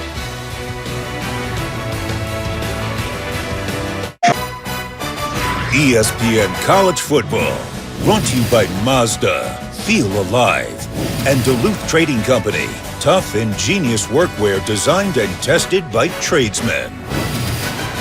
Nichols Hall, a castle-like building and home of the music department at the time, burned down in 1968 at the Wabash Cannonball. Was the only surviving sheet music. The band played it at a basketball game a few days later. Fans embraced it subsequently. Nichols Hall was rebuilt in the early 1980s and in 2012 became home of the School of Music, Theater, and Dance. And we've got great theater here today on the field. That pass complete to Allie Jennings and some music by Daigie. 4th down coming up, 4th. And be surprised if they go for it here. Wow, Daigie's still on the field. Yeah, I think they're going to elect to punt this ball. Now that's a route that the wide receivers got to try to take all the way to where the sticks are. Comes up just a little bit short, about 1.5 yards shy of the first down. Kansas State's been so good all season on 3rd down, showing all-out blitz, and they bail out and play zone coverage. That route's got to be taken up about 1.5 yards, 2 yards further to give them a chance to get the first. Rolled in with the end-over-end kick. Fair catch called by Esdale at the 23. A 42-yard punt. A look at the itinerant journey of Coach Kleiman. FCS championship in 2014 at North Dakota State. Championship again in 2015. And another chip in 2017. Not to mention the victories, Dusty, over a lot of FBS programs along the way that they picked up a nice guarantee check and also got the win. And the championships as a coordinator at North Dakota State. Had a fantastic run. I was told he gives fiery and passionate pregame speeches. A guy that these players, you could tell talking with Wyatt Hubert yesterday, they have embraced and truly appreciate and love this coach. Got great player-coach relationships already in year number 1. And 76-9 when he was at North Dakota State. He's brought a winning mentality, a winning tradition and culture to this program. And though he's a lot different than the legend Bill Snyder, they go about their business in similar ways. It's about running the football, playing good defense, and quality special teams, something that served the Kansas State Wildcats very well for quite some time. Gilbert picks up the first down. And Dusty, Coach Kleinman is way more hands-on. He's in the training room, he's in the weight room, he's with the players all the time, talking with them. And that's what he said. He said giving players a ton of ownership helps them get more invested in every detail. He asks for feedback constantly. And overall, he says football is football. It doesn't matter at what level, and it doesn't matter where. He's proven that to be the truth, man. He's had a great start to his tenure here at Kansas State. First down and 10. Gilbert motions out to the top of your screen. Thompson surveying. Keeping the play alive.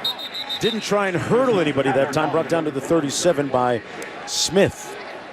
Well, if Kleinman ever had to survey the field and look for a little bit of inspiration, it was interesting when he talked about Bill Snyder. He said, you know, I'm forever indebted to his legacy and really feel very compelled to build on that legacy and keep the momentum going with this program and continue to develop young men.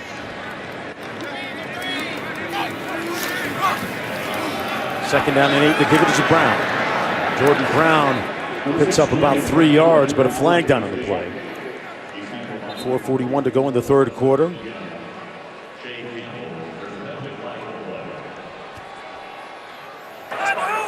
Holding, offense number 29, 10-yard penalty, replay second down.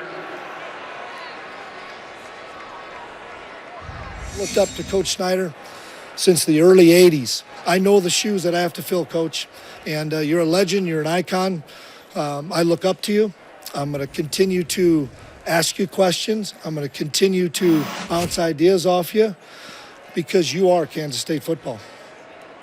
Dusty, it's never easy following in an iconic situation where the shadow that is cast is so enormous and imposing.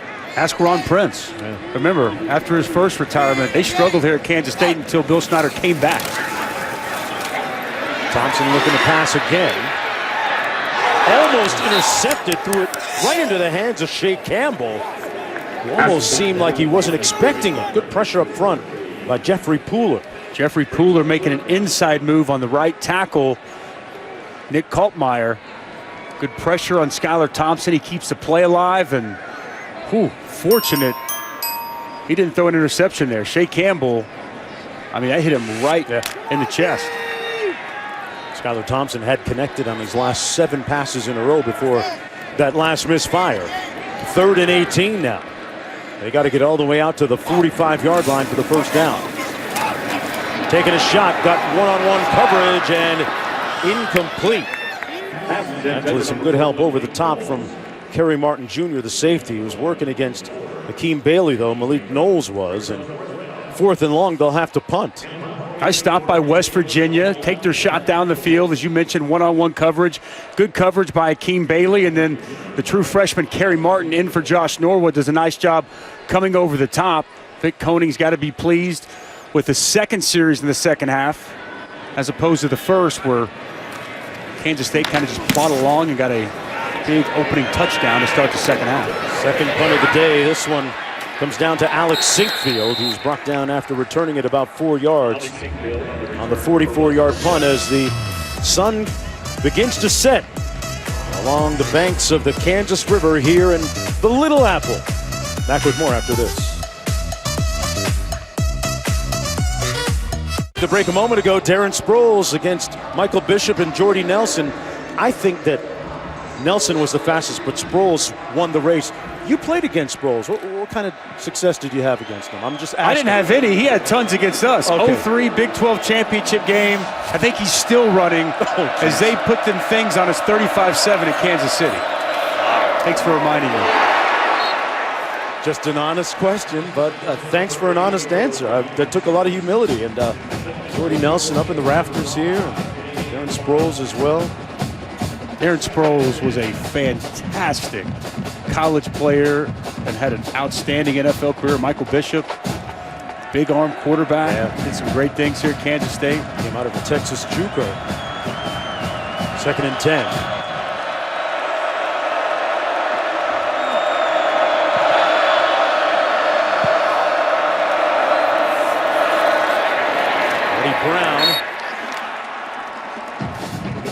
Brown picks up about 4 on the play.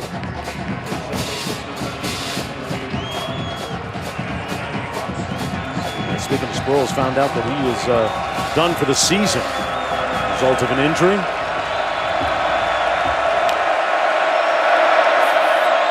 One of the real catalysts on that Eagles squad, and that pass complete underneath to Jennings, the true freshman. The Mountaineers have a lot of true freshmen that make key contributions. 13-yard gain on the play. I like that play call. Mesh route, 2 receivers going across each other, almost set a little pick, and then the speed of Jennings to run past the coverage. Nice placement by Dagey, putting the ball out in front of his receiver so he could get yards after the catch. Big 3rd down conversion. Sam James, the inside receiver. They're going to run it. Letty Brown, another one of those guys from Philadelphia. A sophomore picks up 2 on the play. Not much movement up front. Trey Deshawn making the stop, the first one to get there for the Wildcats. I'm a big fan of his, man. He does the dirty work, one of the unsung heroes on that front, a guy who had 1 Division I offer coming to Kansas State, and this, his 47th game to start for the Wildcats. A little motion on that offensive line.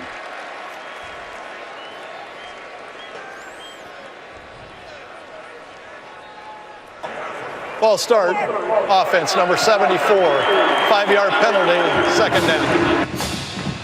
NFL Primetime with Boomer and TJ tomorrow, 7:30 Eastern, only on ESPN+. Nobody taking you through all the highlights like they do, folks. The show available to stream each week, so you can watch it anytime you want, Monday, Tuesday, Wednesday, on any device you want. To get ESPN+, download the app or go to ESPNplus.com. 2nd and 13. Dagey over the middle, in traffic, and a catch. What a grab by George Campbell, who is having a career here today. This is a big-time throw. Fits it right in a tight window. Above the linebacker, Elijah Sullivan, in front of the safety, Goolsby. Very tight window. He's got to make that throw. Puts it up high. Lets the tall 6'4" George Campbell go make a play. 21 yards. Letty Brown into the boundary, picks up 2. Brought down by your guy, Dusty Deshawn. Strong defensive lineman, Trey Deshawn, former state champion power lifter. Again, sometimes those big guys down low don't get the great stats, but they mean so much to a quality, sound defense.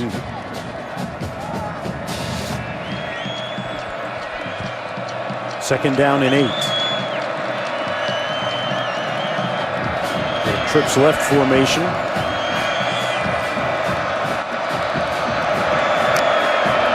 Little bunch. One little receiver screen. Esdale on the move and picks up another 1st down. Goolsby making the tackle. And an 8-yard gain to move the sticks. Watch this outside perimeter blocking. It's fantastic. 15 George Campbell, 19 Ollie Jennings. Both secure the block, allow Esdale a crease. Nice job by the receivers on the perimeter.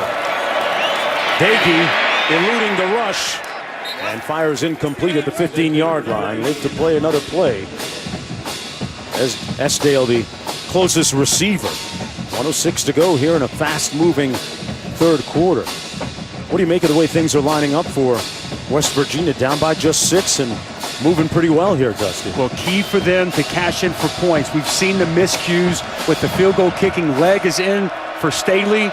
And also their first 2 possessions in the red zone were able to get touchdowns, and it was to this guy, Mr. Campbell. McCoy in motion, makes the catch in the backfield. Picked up a block or 2 and picked up about 4. Esdale was out in front making the block on the play. Got a flag. Holding offense number 76. 10-yard penalty, replay second down. Going to go against Chase Barron. Under a minute to play now in the third.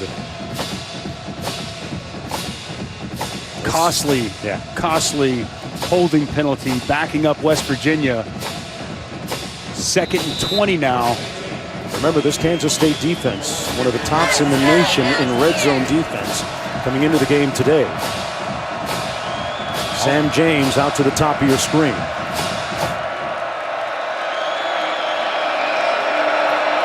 I haven't heard from Sam James in a while.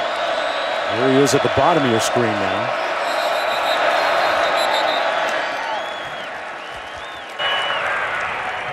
Timeout, West Virginia. Their 2nd and 20 with 35 seconds to go. Bundle up.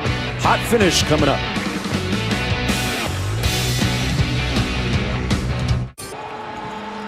The Little Apple aglow at night, Dusty Dvorak. Look at that. Beautiful fall setting.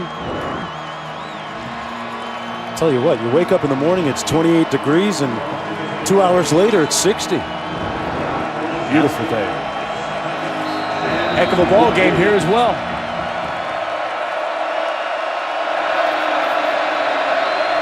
Like a fire drill there on offense. They end up handing it off to Letty Brown with nowhere to go. He's going to lose a yard.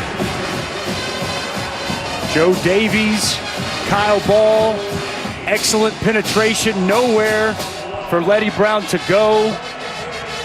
3rd and super long here for West Virginia. Screens, something pretty basic. Maybe try to get a chunk of this back to set up a nice spot for a field goal, but be careful. Yep. And you at least have the end of the quarter to go in and talk about it. The Wildcats looking for a big finish from Skylar Thompson. Will the sky be the limit?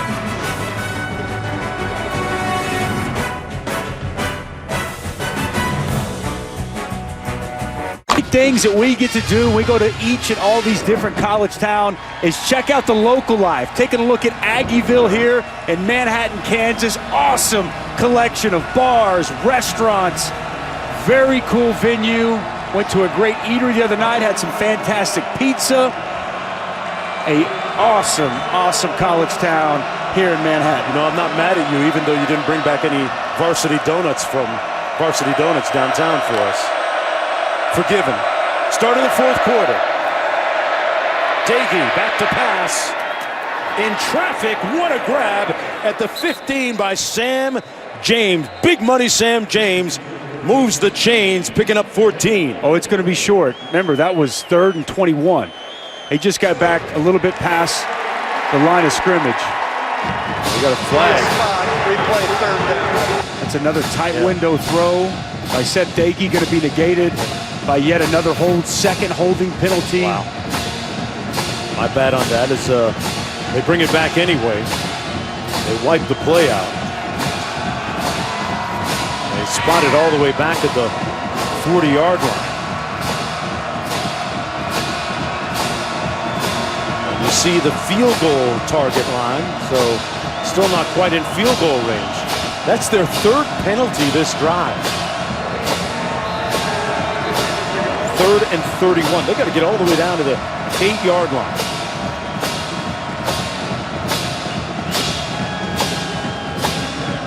Are they thinking just get 2 minutes and 52 seconds. They're thinking about just getting some of it back? Yes. Field goal range here? I think that's the absolute best case scenario right now. I mean, it's tough to drop a 3rd and 32 play. Screens, draws, the last thing you want is a turnover in this spot. Try to put yourself in position to try to be able to come away with some points on this drive.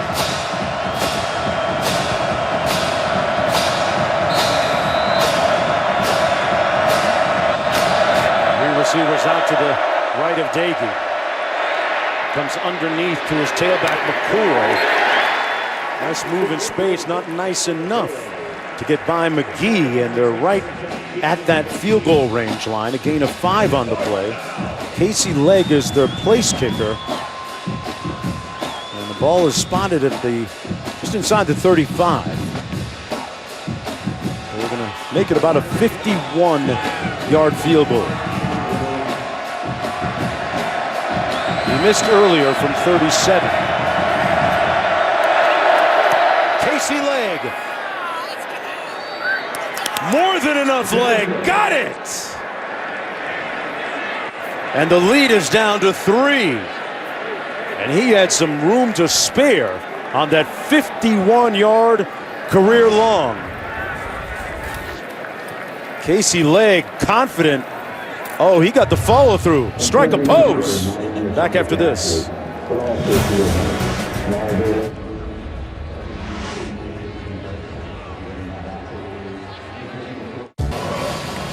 The amber late autumnal hues here in Manhattan, Kansas. Beautiful sunset. 3-point football game. And this college football on ESPN presented by PlayStation. After that 51-yard field goal, it's 20-17, and this is the guy that took it back 99 yards last week. Youngblood couldn't get it done this time as we go back to the studio.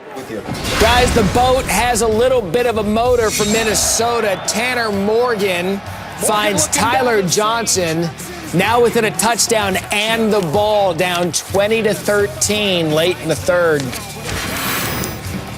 Rowing the boat. 1st and 10 from the 20. Boat's got some life to it. Yeah, now. you know, I did have Minnesota at number 2 there. Okay. Had him at 6 when everyone else was sleeping on him, but that's just me. James Gilbert in a tailback. Youngblood in motion. They fake the jet sweep and give it to Gilbert. Now let's take a look at today's hardest working player, brought to you by Duluth Trading Company. And Dagey, the story of the day. A couple of touchdown passes to Campbell. Took some big hits along the way, but made some big plays in response. And making his first start of the season, I'm not sure that you could have asked more from him at this point. 17-25 passing, 179 yardage, and a couple of touchdowns. He's been fantastic so far today. Thompson under pressure throws it away. Yeah, he's been fantastic today. To not even know you're going to start and step in and play the way that he has. Unbelievably impressed with the poise, the way he's taken ownership of this offense. See what he's got in store for this fourth quarter, but so far, so good for Jarret Dagey. And my apologies to him and the family for calling him Seth a few times. His brother, the former quarterback at Texas Tech, and Austin Kendall, the starter all season up until today, watches with the hat on over the sidelines. 3rd and 5. Mountaineer defense comes up with another stop. They bat it down. That was low. And it's 4th down and 5. Vic Koning's defense, that's right, fish to the sky because they've deserved it today. Holding Kansas State to 20 points. Just a 44-second drive, and you see Lowe shuts it down, reads the quarterback's eyes, gets his hands up. Huge stop for Vic Koning's defense to get West Virginia the football back.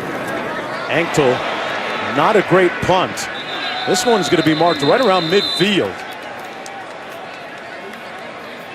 And Jarret Dagey going to take the reins of this offense. His team down by 3 with 13-13 to go. Lowe with a big play. The name is Lowe, but the hands were high. Back after this.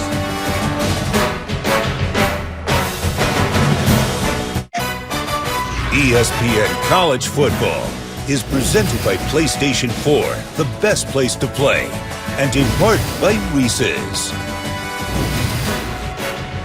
The Johnny Cost statue represents a larger-than-life mythical Kansas settler who was the subject of Paul Bunyan-esque tall tales, including digging the Kaw River Valley, inventing sunflowers, growing giant potatoes, and controlling the weather. That's right.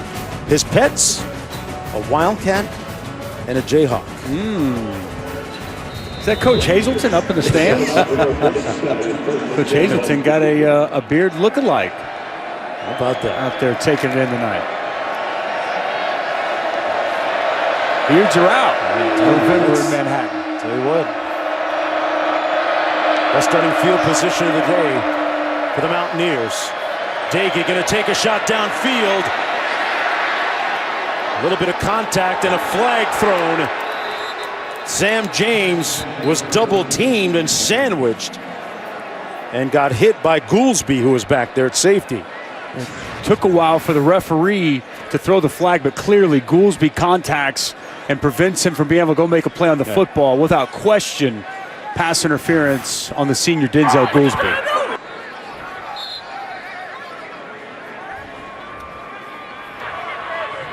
Pass interference, defense, number 20. 15 yards from the previous spot, automatic first down. Tonight a matchup between some of the top teams of the Big 12. Number 10 Oklahoma taking on unbeaten number 13 Baylor, 7:30 Eastern, 4:30 Pacific on ABC as well as the ESPN app. What do you like about that Baylor squad? What's the most impressive thing about them? Defense, their defensive line, 93 James Lynch, outstanding.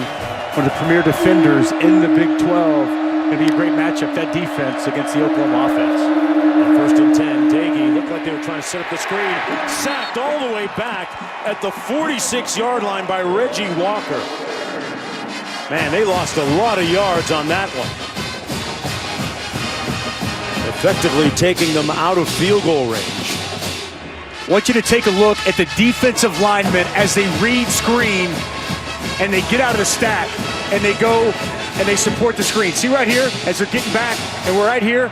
So now all of a sudden Daigie, he can't throw the screen and he gets the shot from Walker. Excellent identification by the Kansas State defense. Loss of 8, that's Letty Brown as we go back to the studio. Checking in on Texas and Iowa State. Sam Ehlinger is going to hit Keontae Ingram out of the backfield. And Texas closes the gap with the Cyclones on the road, 20-14 in the fourth. It's a huge game in the Big 12, Jonesy. If Texas wins, their opportunity to play for a Big 12 championship still very much alive. Big third down here for Jared Daigie in this West Virginia offense. Got to get down to the 28-yard line. Esdale in motion to the top of your screen.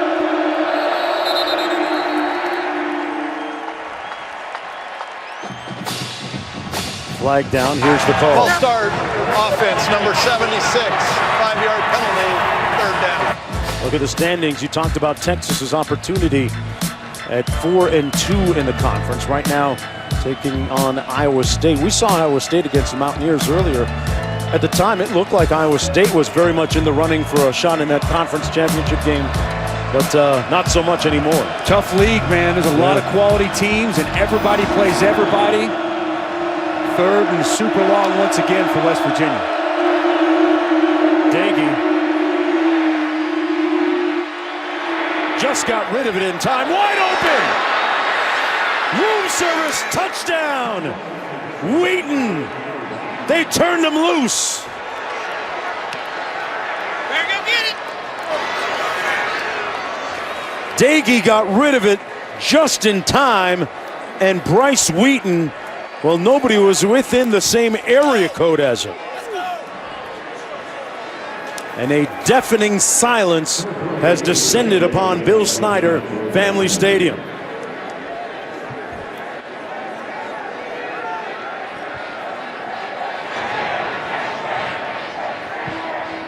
Campbell with a couple of touchdowns today. Wheaton with his first. That was a career-long reception by the freshman Bryce Wheaton.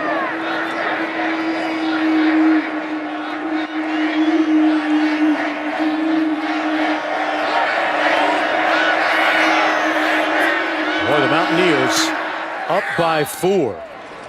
Jared Daigie making his first start of the season. Mop-up duty last week.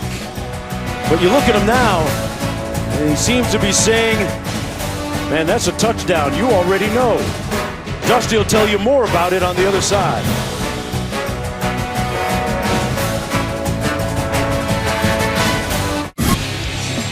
Let's take a look at what Jarrett Doege needs to do to win the And With Game Ready, brought to you by Cintas. Long pass to Wheaton for the touchdown to put his team ahead just a few moments ago, making his first career start at West Virginia. Former Bowling Green transfer who led the MAC in touchdown passes and passing yards as a sophomore. What was the key on this play, Dusty? Two key elements. Number one, I want you to watch as Jarrett Doege navigates to the pocket, keeps size downfield. Here's the other part. Go ahead and freeze that for me, guys. Okay, he is a flat defender. You got a safety over here who needs to be over the top, but he gets hung up inside and allows the receiver, Wheaton, to go right here and be left all alone. As Doege navigates the pocket, gets loose, keeps his eyes down the field, safety gets hung up on the underneath route, nobody over the top. Wheaton's wide open, Doege finds him, and a huge West Virginia touchdown as they take the lead in the fourth quarter here in Manhattan.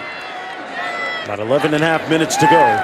This Mountaineer defense has been stopped. They have been impenetrable at times, like on that play on first down. Nowhere to go on that run for Gilbert, stopped by Reuben Jones. And, you know, look at the quarterback there, Doege. Coach Neil Brown said to the amassed media this week in his early press conference, he wouldn't reveal who the starting quarterback was going to be. He simply said, I've got a pretty good plan of what I want to do.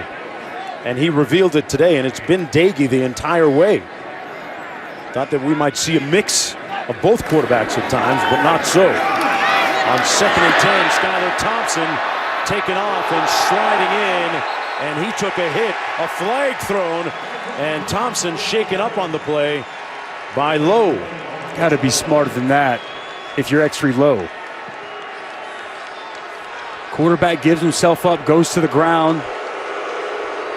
We can't contact him. We just hope Skylar Thompson's okay.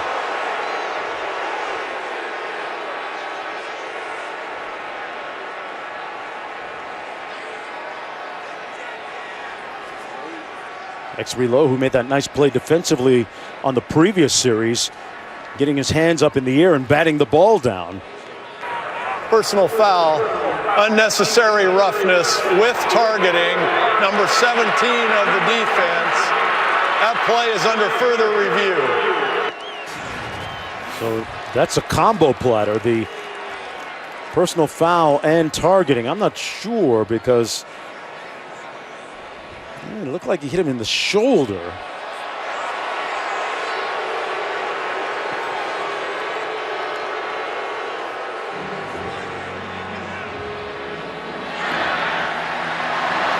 That's a better angle. Yeah. That's a tough call because I'm with you, Jonesy.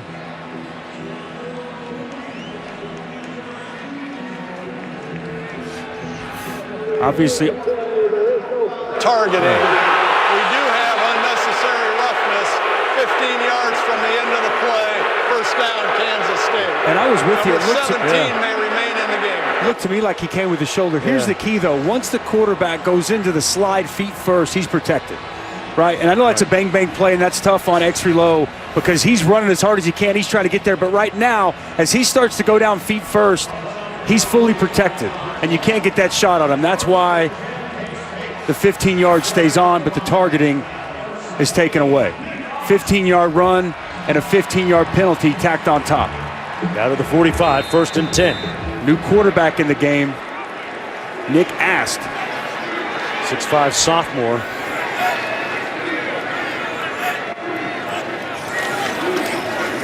Played in 4 games, hands it off to Jordan Brown. Brown's going to pick up another first down at the 34-yard line. Kept those legs churning. And finally stopped by Dylan Tonkery, but he picked up 11. Nice block on the perimeter by the tight end, Blaise Gammon, opening up a big hole for Brown on the perimeter. As you see Skylar Thompson back in the huddle. 2 tight end sets. Single back formation. Jordan Brown in the backfield, a deep set. 7 yards back, he takes the handoff, and no seam and no crease up front. Tonkery with his second consecutive stop. It has been a very comprehensive, complete defensive effort by this Mountaineer defense. 2nd and 11 coming up.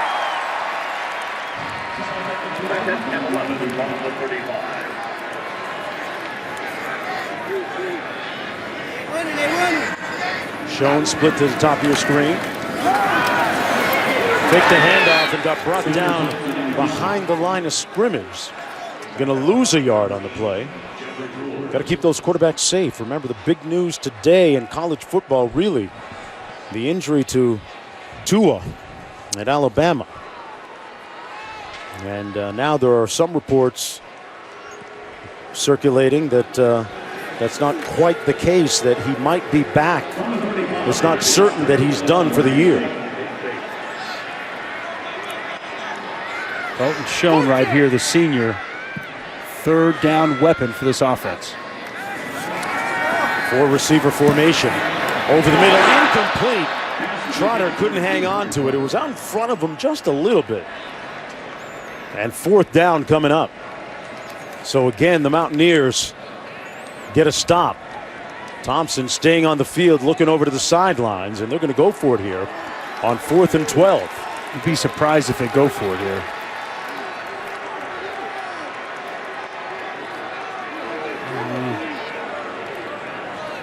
Do you like this play? Do you like this move? No, I don't think they're going to go for it. I think they're going to take a delay of game, possibly back up for the punt. Okay. Coach Kleiman calls a timeout. Kansas State has 2 remaining, but they trail by 4 with 8:47 to go in the 4th. Some incredibly disheartening news. I'm 4th and 12 surprised by this call. You don't like it? Why? They're rolling the dice. 4th and 12. Thompson under heat. Stills chasing him. Incomplete, no flag. And the Mountaineers take over on downs. Intended for Josh Youngblood and broken up on the play by Keith Washington. Where Skylar Thompson, flush from the pocket, moves to his right, then goes back to the middle of the field. Crowd here definitely thinks that there should have been a penalty. Dante Stills was on his heels, Dusty, big time here. Yeah, he was coming. Let's see, Youngblood up top, works the in-cutting route.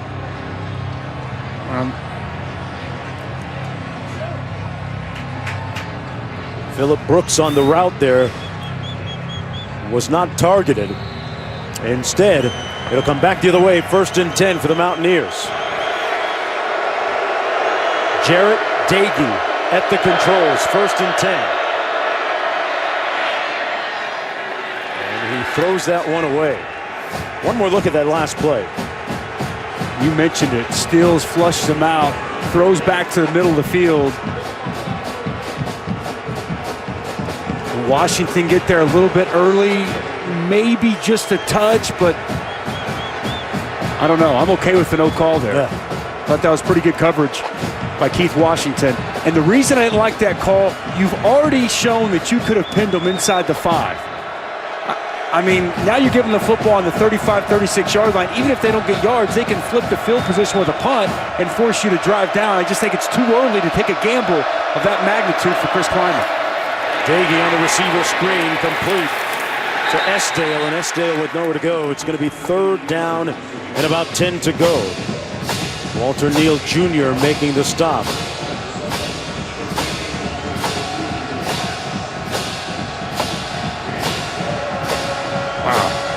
We talked about West Virginia starting to run the football. They were very effective in the first quarter, and then a couple of runs to close out the half. But aside from that, Kansas State has shut off the faucet. Big 3rd down here. Got to think that Sam James figures into the equation a little bit here. The top receiver, number 13. Dagey got rid of it, incomplete. And they'll have to punt, and Jennings was the guy in the neighborhood, but it was way over his head. Nice defense. That's the way you back up your head coach for going for it in that situation. But they got away with a hole right here. Looked to me like Reggie Walker, as he dips that corner, he gets held. He throws his hands up and wishes he had it, but able to flush Daigie out of the pocket and force the incompletion, get their offense the football back. Yeah, he was looking to the official like, hey, you didn't see that? I saw it from up here. Graldin with the punt. Out of bounds at about the 20-yard line. Back to the studio. All right, guys, checking in on Georgia and Auburn, up 14-0. Jake Fromm adds to it. Good play fake for the touchdown. Auburn has just punched it in, though. They're an extra point away from making it a 21-7 game. Joe Burrow and those Tigers are off to a remarkable start. #1 in the playoff rankings. Took them to avoid the letdown tonight against Ole Miss. Taking on an Ole Miss team that's been struggling this year. We saw Ole Miss in the first game of the season at Memphis. Joe Burrow has been fantastic. My Heisman winner with just a few weeks left in the season. 1st and 10. Thompson at the controls. Out of the backfield, complete to James Gilbert. And Gilbert tackled in the open field by Sean Mahone. Well, Big 12 now on ESPN Plus is a must-have for Big 12 fans. It's the exclusive home for the weekly Les Miles All Access show. Plus, you get more than 50 men's basketball games and hundreds of other Big 12 games, including women's basketball. Sign up today at ESPNplus.com. Looking forward to that women's basketball season in the Big 12. Run it into the boundary. Gilbert stopped up by Darius Stills. One of the first guys to get there to make the tackle. He and his brother Dante doing a nice job up front today. These guys get after it, man. They play very tough, very physical, active to the football. See Darius Stills working inside. Gets underneath the block of 62 Tyler Mitchell. Penetration, disrupts that play from the beginning. Brother watching from the sidelines on this one. Under 6.5 to go. Thompson under heat, sacked! Back to the 7-yard line by Pooler. Boy, this Mountaineer defense rising up. Inspired, motivated, agitated, and playing some ball today. It's been fantastic. Vic Coney, he said no pats on the back. He had lost his voice for a reason, and his defense has come out and responded in such a positive way. Pooler's going to come from out of your screen. Little twist game as he works inside. Beats the protection, gets a huge sack, and forces a punt. High snap. They get the punt down, though. Ankle. He's going to watch it bounce at about the 40. Takes a fortuitous roll for Kansas State. All the way down to the 43-yard line. It'll be 1st and 10. Good starting field position for the Mountaineers. But defensive coordinator Vic Koenig, when we met with him yesterday, he admitted he was fatigued. It had been a rough week, like you documented and said, Dusty. There wasn't a lot of coddling going on for his defensive unit. And after he met with us, he said, guys, you go have a good dinner, have a good night. I'm going to try and catch a couple hours sleep. What he say, a couple hours, all he's gotten all week. And, I think big reason they changed up their defense. They went more 4-man front. We've talked about the different schemes and formations that Kansas State throws at you. They had a lot on their plate this week and was not happy with the way they performed against Texas Tech in the first half a week ago. Can Jarrett Daigie close the deal here? He hands it off to Letty Brown. Brown cuts it north-south, picks up a first down of about 14 yards on the play. Outstanding cutback by Letty Brown. It's a zone to the right, and he's excellent vision working back to a big gaping hole in the middle of that Kansas State defense. Quality run to start this drive for West Virginia, and clearly West Virginia changing their pace, slowing it down, and milking that clock for all it's worth. Great point, Dusty. 10 on the play clock. Daigie hands it off to Letty Brown again. Down to the 40-yard line, picked up 4 on the play. We would be remiss if we didn't mention those big guys up front who have done a good job protecting their quarterback, Jarrett Daigie. Kivitz, Gamitter, Mays, Barrett, and Wickline. really stepped up today, done a nice job. Obviously, we've talked a lot about Jarrett Doege and his performance here. We've also talked a lot about Chris Kleiman, what they've done. This would be the biggest win of the Neil Brown era if they can complete this and come away victorious. Huge. Look at Michael Brown, also one of those linemen up front. Eddie Brown with nowhere to go. The Wildcats set the edge. Reggie Walker inspired after not getting benefit of that holding call a couple of plays ago. They're going to lose 5 on that play.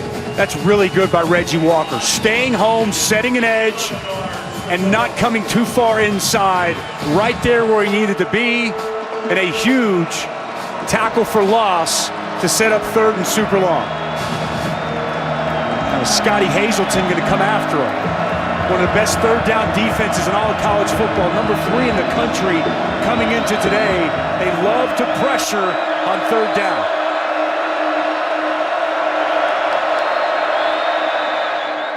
And we're going to get a timeout called by the Mountaineers. A little more time to think about it. West Virginia. A conversion here on 3rd down would be huge for Neil Brown. Well, it's SportsCenter tonight from Los Angeles after Arizona, Oregon, with Linda Cohn, Stan Verrett.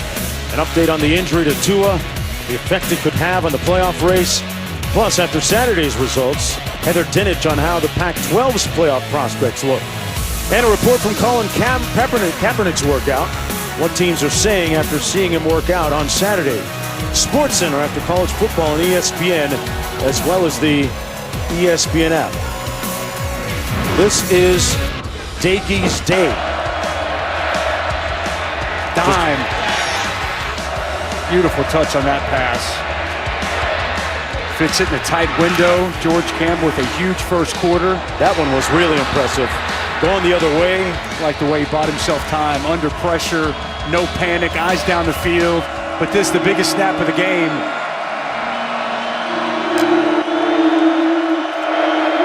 A little jailbreak screen. Get it to their guy, Campbell, one of their playmakers. Got a flag down. He's down at the 40. And that's going to be, in all probability, a hold. It's going to be a hold on Jared McPherson. The safety was fighting through a block. Actually makes that play. Outstanding individual effort by him. But it'll be interesting. Will they accept this or decline it? Holding offense number 88. That penalty is declined, brings up 4th down. That's the smart thing to do, and they dialed up pressure like we thought. Scotty Hazelton brought his safety, Denzel Goolsby, and they had it set up. There's your hold on the outside by Esdell. It's an excellent job by Jared McPherson, fighting, keeping that outside shoulder free, even fighting through a hold to get that tackle short of the sticks.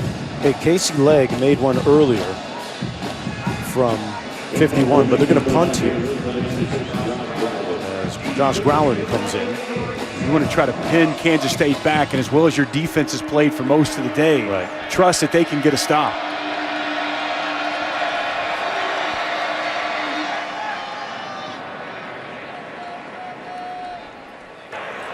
Delay a game on a kicking team. 5-yard penalty, remains 4th down.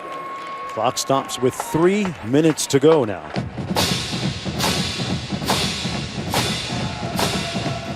Gonna move it back to the 45. We'll see if Growden tries to hit the coffin corner here. Late inside the 10-yard line. He had one earlier that they failed to down, even though he did his part. And a fair catch called inside the 10-yard line at the 8. That is a cash money punt. Only 37 yards, but forget about the distance. It's where he put it.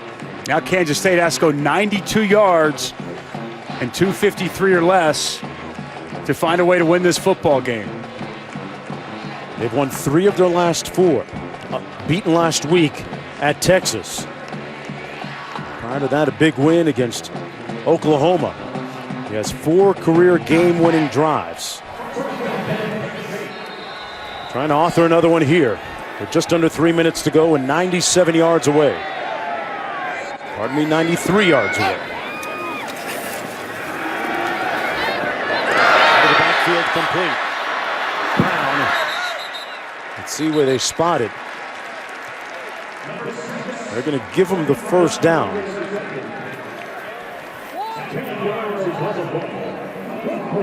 Kansas State has 2 timeouts remaining. West Virginia down to its final one. Jordan Brown, the better of the two, catching the football out of the backfield. Nobody accounts from him. An easy first down for Jordan Brown to start this drive. He's the running back that has that extra gear, a little faster than the other 2 that they lost. Another catch. This time some good open field tackling by Lowe. Limits the gain to just 5. It'll be 2nd and 5. Clock running with 2:12 to play. Seen several quality open field tackles here today from this West Virginia defense. Vic Koenning going to be happy about the way they've tackled in open space. Thompson to the wide side of the field, incomplete at the 27-yard line, intended for Joshua Youngblood. Stops the clock with 1:57 to go. You brought up a good point. Good open field tackling. In this conference, sometimes defense gets overlooked. We've seen some pretty good defense here today, right? Great defense here today, no question. And I'm just impressed with the way Vic Koenning's defense has stepped up and really taken the challenge that he presented to them all week to improve their play from where it was a week ago. I need Olivia to get a hold of one of those letters that he wrote to his players. 3rd and 5. See if they got the message here. Thompson brought down, but he got the first down at about the 28-yard line. We check in with Matt in the studio. Okay, guys, an exciting Big 12 finish for you guys. What about what's going on with Texas and Iowa State? 4th and goal. Tom Herman elects to go for it. Sam Ehlinger to Michael Epps. They score. Texas a 1-point lead. All right, Matt, back here. Thompson pulls the trigger. Incomplete, fires high, intended for Brooks. It'll be 2nd down and 10. He's got that 4 career game-winning drives. But a long way to go here. With the numbers he's put up today, he's now gone over 3,000 yards passing and 1,000 yards rushing in his career. That's how far they have to go.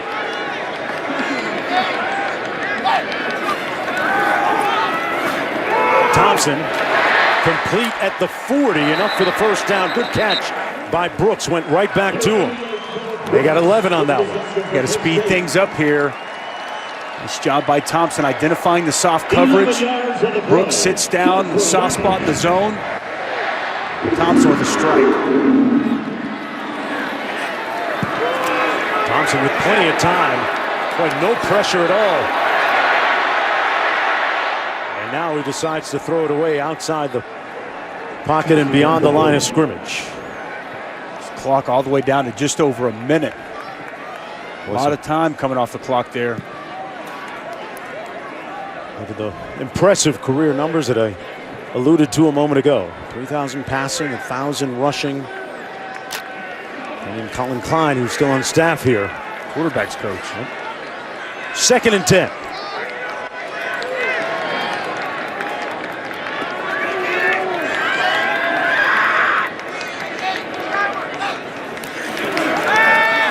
Thompson fires, batted down.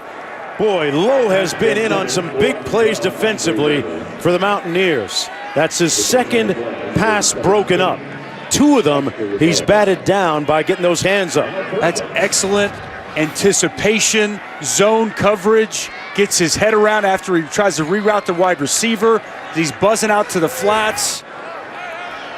Really nice job in coverage there by Exree Lowe. 3rd down and 10. From the 40.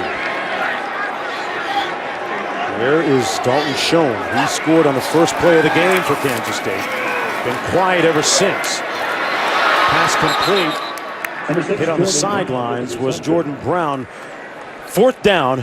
What's the call now, do you think, Dusty? I'm with what you just said previously. I'm wondering where Dalton Schoen's been, right? I mean, this is a guy who last couple of years for Kansas State, on 3rd down, you need to play a guy you trust who can run routes, has sure hands. It's the senior 83. But he has not been much in the mix so far here in the second half. They've got to get to midfield, the 50 for the first down.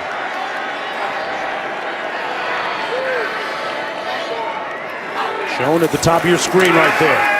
They look in that direction, but it's to the back, wide open. Brown picks up the first down.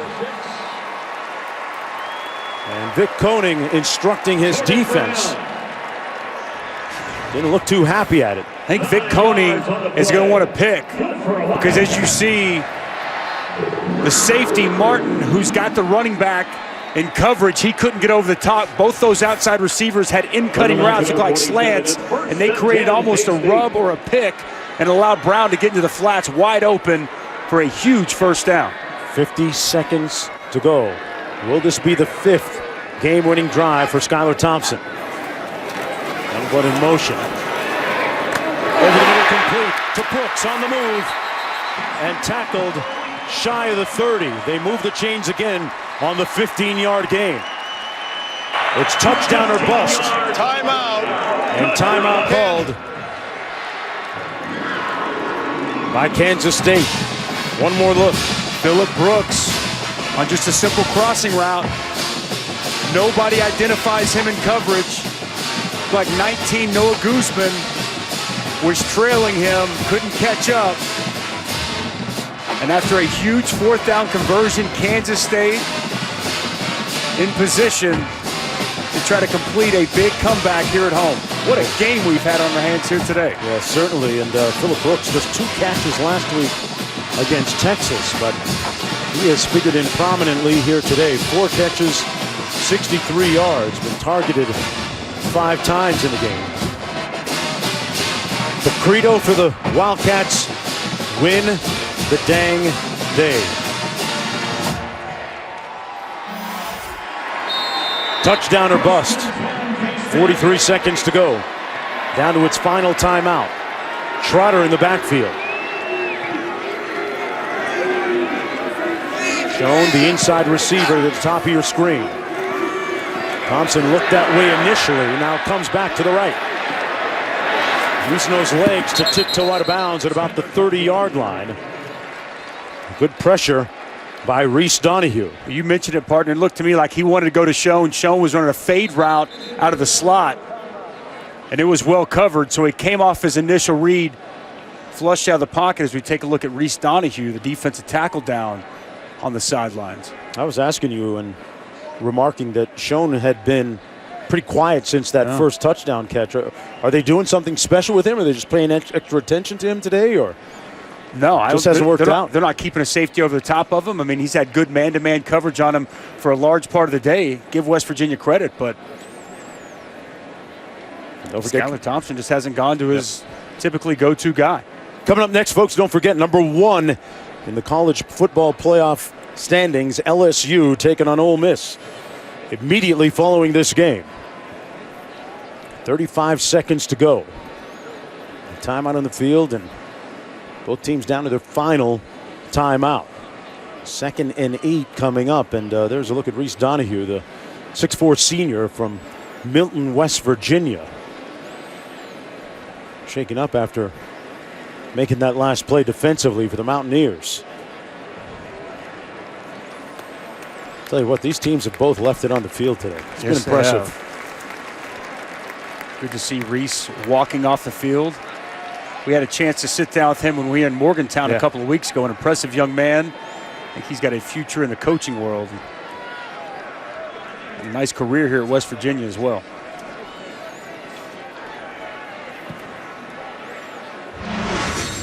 Here's a look at the drive that we're chronicling so far. It started on the 7-yard line, 93 yards away. A couple of key passes to running back Jordan Brown. Yep.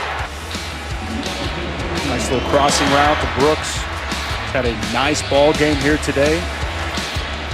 That's the last play. Donahue in pursuit of quarterback Skylar Thompson.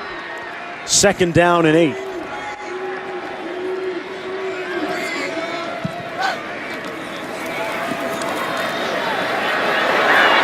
Thompson, middle of the field.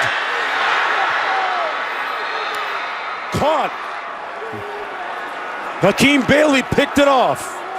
Hakeem Bailey picked it off. Outstanding job in coverage by Hakeem Bailey. It's a double move by Dalton Schoen, and he had a step on his man. Skylar Thompson floated a little bit too much, and an outstanding job by Hakeem Bailey making the play on the football. They both went up, and the wrong guy came up with it. If you're a Kansas State fan, Hakeem Bailey with a little dap to finish it off. Oh, sorry, here, take a look here. He's gonna work inside, kind of sit it down, and then he's gonna run his route. Now watch Bailey stay with him. See, he's beat right there, and that's what Skylar Thompson sees, but as I mentioned, he doesn't put the ball out in front for Schoen to run underneath it. Ball was underthrown. Hakeem Bailey with a huge interception, a game-winning interception here on the road for Vic Koenig in this defense. Looked like Champ Bailey on that. Big-time play by Hakeem Bailey. Boy, this, in effect, is going to snap their 5-game losing streak, Dusty, but beyond the numbers, for the first-year head coach, what does a win like this mean for West Virginia and Neil Brown? This is huge, man. I mean, you know, all it does is further the message that he's been saying to his players, right? He's been talking about culture, leaning on each other, talked about creating relationships, so when you get down in close games and this type of atmosphere, you know, you really want to do whatever you can for one another to find a way to win. Getting this 4th win to go on the road in a place like Manhattan, Kansas, I mean, it's massive in my opinion. The last thing you wanted is for this season to continue with losses. Imagine if this year just would have continued with losses, how that feeds into the offseason. Now, on the road with a win like this, it's just such a building block to where Neil Brown wants to take this program. And could you not just see all over Neil Brown's face last night how tough these last 5 weeks have been? What I loved is when he said, on Sundays, for my own sanity, I go back and watch early season film to make sure we've progressed. You can tell this has been a tough season, guys. But it ends on a positive note here tonight, Olivia. And here's one thing to think about, too, with Jarret Doege. He's going to start the last 2 games, and he will redshirt this year because he only will have played in 4 games, and then he's going to have 2 more years in the future to be a quarterback at West Virginia. That's the man of the night, Jarret Doege. What a performance. Hey, you never know if they win out. Bowl eligibility. That's right. Absolutely. West Virginia wins. Stay tuned for LSU Ole Miss next on ESPN. For Olivia and Dusty and our entire crew from the Little Apple, West Virginia took a bite. So long.